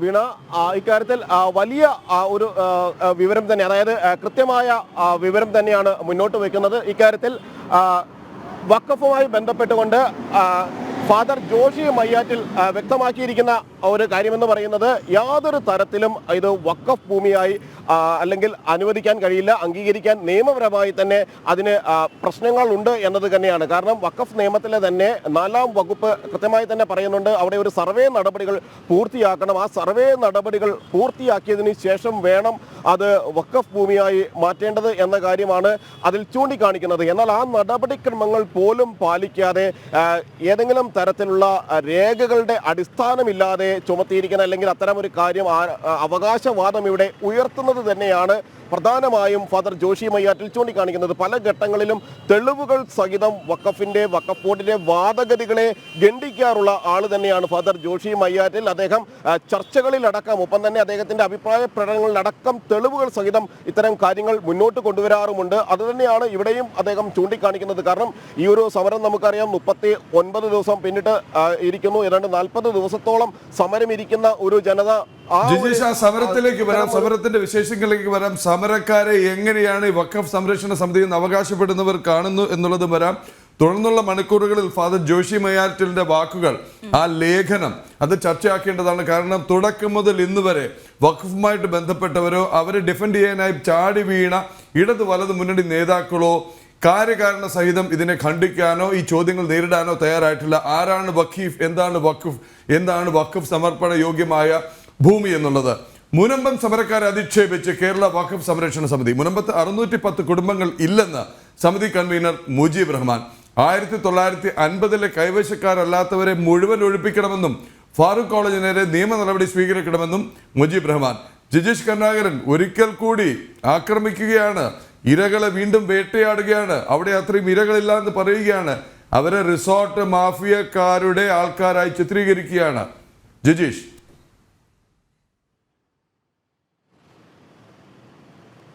തീർച്ചയായും ശ്രീ പറഞ്ഞതുപോലെ തന്നെ, അതായത് കൃത്യമായി വെടക്കാക്കി തനിക്കാക്കുക എന്ന ഒരു കൃത്യമായ ആസൂത്രണ ഘട്ടം തന്നെയാണ് അവിടെ പാലിച്ചു പോരുന്നത്. അങ്ങനെയാണ് ഈ വഖഫ് സംരക്ഷണ വേദിയാണെങ്കിലും വഖഫ് സംരക്ഷണ സമിതിയാണെങ്കിലും ഇതെല്ലാം ഒരു കടലാസ സംഘടനകളാണ്. ഇതുവരെ ഇത്തരം സംഘടനകൾ ഈ ഒരു ഘട്ടങ്ങളിലും മുന്നോട്ട് വന്നിട്ടുണ്ടായിരുന്നില്ല. ഒരു ഘട്ടത്തിലും സജീവമല്ലാത്ത ചില സംഘടനകൾ ഈ ഒരു സാഹചര്യത്തിൽ മുന്നോട്ട് വരുന്നു. അവിടെ വഖഫിന് ബോർഡിന് വേണ്ടി ആ ഭൂമി സാധാരണക്കാരൻ്റെ ഭൂമി കൈവശപ്പെടുത്താനുള്ള ശ്രമങ്ങൾ മാത്രമല്ല അവരെ രൂക്ഷമായ ഭാഷയിൽ അധിക്ഷേപിക്കുക കൂടിയാണ് ചെയ്യുന്നത് എന്നത് തന്നെയാണ് ഇതിൻ്റെ ഏറ്റവും ഗൗരവ കാര്യമെന്ന് പറയുന്നത്. കാരണം അവർ പറയുന്നത് അവരുടെ വാദഗതികളെ പൂർണ്ണമായും തള്ളുന്നു എന്ന് മാത്രമല്ല യാതൊരു ദാക്ഷിണ്യവുമില്ലാതെ അവരെ അവിടെ നിന്ന് ഒഴിപ്പിക്കണമെന്ന് കൂടിയാണ് ഇത്തരത്തിൽ അവകാശം. തങ്ങൾ മനസാക്ഷിയുള്ളവരാണ്, അല്ലെങ്കിൽ മനസാക്ഷിക്ക് ഒപ്പം നിൽക്കുന്നു, അത്തരം നിലപാടുകളാണ്, സാധാരണക്കാരനൊപ്പം നിൽക്കുന്നു എന്ന് പല ഘട്ടങ്ങളിലും ഈ ഒരു ആവശ്യം ഉന്നയിക്കുന്ന പല ഘട്ടങ്ങളിലായി പറഞ്ഞു പോകുന്ന അതേ ആളുകൾ ഒരു വാക്കിൽ ഉറച്ചു നിൽക്കുന്നു. അവരെ അവിടെ നിന്ന് ഒഴിപ്പിക്കണം. സാധാരണ ജനതയാണ് അവർ. 610 കുടുംബങ്ങളുണ്ട്. മത്സ്യമേഖലയിൽ പ്രവർത്തിക്കുന്ന ആളുകളാണ്, ദിവസവേതനക്കാരാണ്, ദിവസക്കൂലിക്കാരാണ്. ജീവിതം പോലും മുന്നോട്ട് കൊണ്ടുപോകാൻ കഴിയാത്ത ആളുകളിൽ പലർക്കും പാരമ്പര്യമായി ലഭിച്ചതാണ് ആ ഭൂമി. അല്ലെങ്കിൽ അതിനുശേഷം തുച്ഛമായ തുക നൽകിക്കൊണ്ട് അല്ലെങ്കിൽ തുച്ഛമായ തുക മാറ്റിവെച്ചുകൊണ്ട് സമ്പാദിച്ച പണം കൊണ്ട് വാങ്ങിയ ഭൂമിയാണ്. പണം കൊടുത്താണ് ഇത് ഫറൂഖ് കോളേജിൽ നിന്ന് വാങ്ങിയിരിക്കുന്നത്. ആ ഭൂമിയിൽ താമസിക്കുന്ന ആളുകളെയാണ് ഇത്തരത്തിൽ അവഹേളിക്കുന്നത്. മാത്രമല്ല ഈ 610 ആളുകളൊന്നുമില്ല, അവരേതാണ്ട് 200ഓളം പേർ മാത്രമാണ് ഉള്ളത്. തെറ്റായ കാര്യങ്ങൾ പ്രചരിപ്പിക്കുന്നു. വഖഫ് ബോർഡിനെതിരെ ഈ സാധാരണ ജനം തെറ്റായ കാര്യങ്ങൾ പ്രചരിപ്പിക്കുന്നു. അവിടെയുള്ള കുടിയൊഴിപ്പിക്കപ്പെടേണ്ടി വരുന്ന സാധാരണ ജനം അവർ പറയുന്നത് എല്ലാം അടിസ്ഥാനരഹിതമായ കാര്യങ്ങളാണ് എന്നെല്ലാം പറഞ്ഞുകൊണ്ട് ഈ വഖഫ് ബോർഡും വഖഫ് സംരക്ഷണ സമിതിയും നിരന്തരമായി തന്നെ അവരെ അവഹേളിക്കുന്ന ഒരു ഘട്ടത്തിലേക്ക് കൂടി കടക്കുന്നു. നമുക്കറിയാം തുടക്കത്തിൽ അവകാശവാദം മാത്രമാണ് ഉന്നയിച്ചിരുന്നത് എങ്കിൽ പിന്നീട് അത് ആ ജനതയെ മോശക്കാരാക്കുന്ന രീതിയിലേക്ക് കൂടി കാര്യങ്ങൾ പോകുന്നു. പ്രധാനമായും അവർ ഉയർത്തുന്ന കാര്യങ്ങൾ എന്ന് പറയുന്നത് തുടർന്നുള്ള മണിക്കൂറുകളിൽ ഇത് ചർച്ചയാവണം. കാരണം ഇത് മറ്റൊരു ചാനലും മറ്റൊരു മാധ്യമവും ഇത് ചർച്ച ചെയ്യാൻ ധൈര്യം കാണിക്കുന്ന, അല്ലെങ്കിൽ അവരെ ഇത് അലോസരപ്പെടുത്തുന്നു.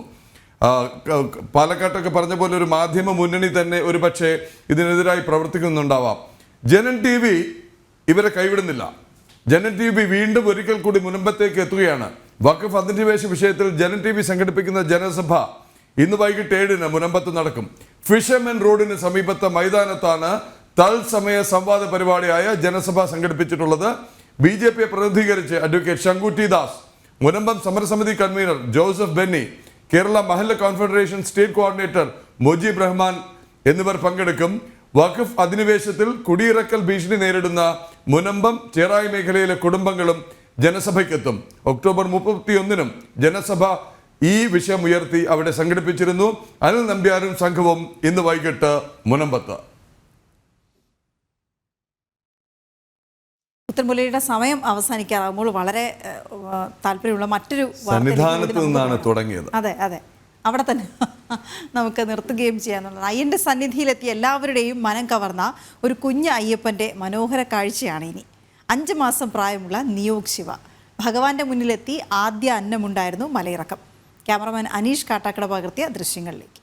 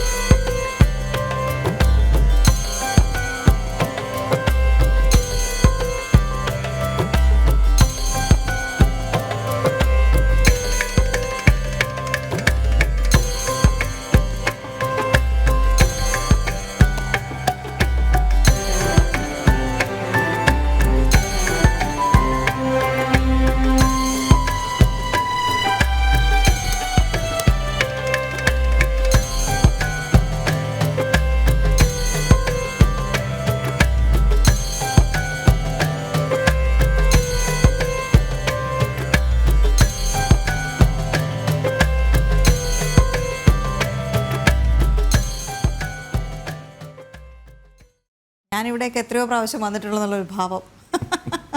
ഒന്നും പറയാനില്ല. അതെ, പുത്തൻപുലരിയുടെ സമയം സമാപിക്കുകയാണ്. വാർത്തകൾ തുടരും.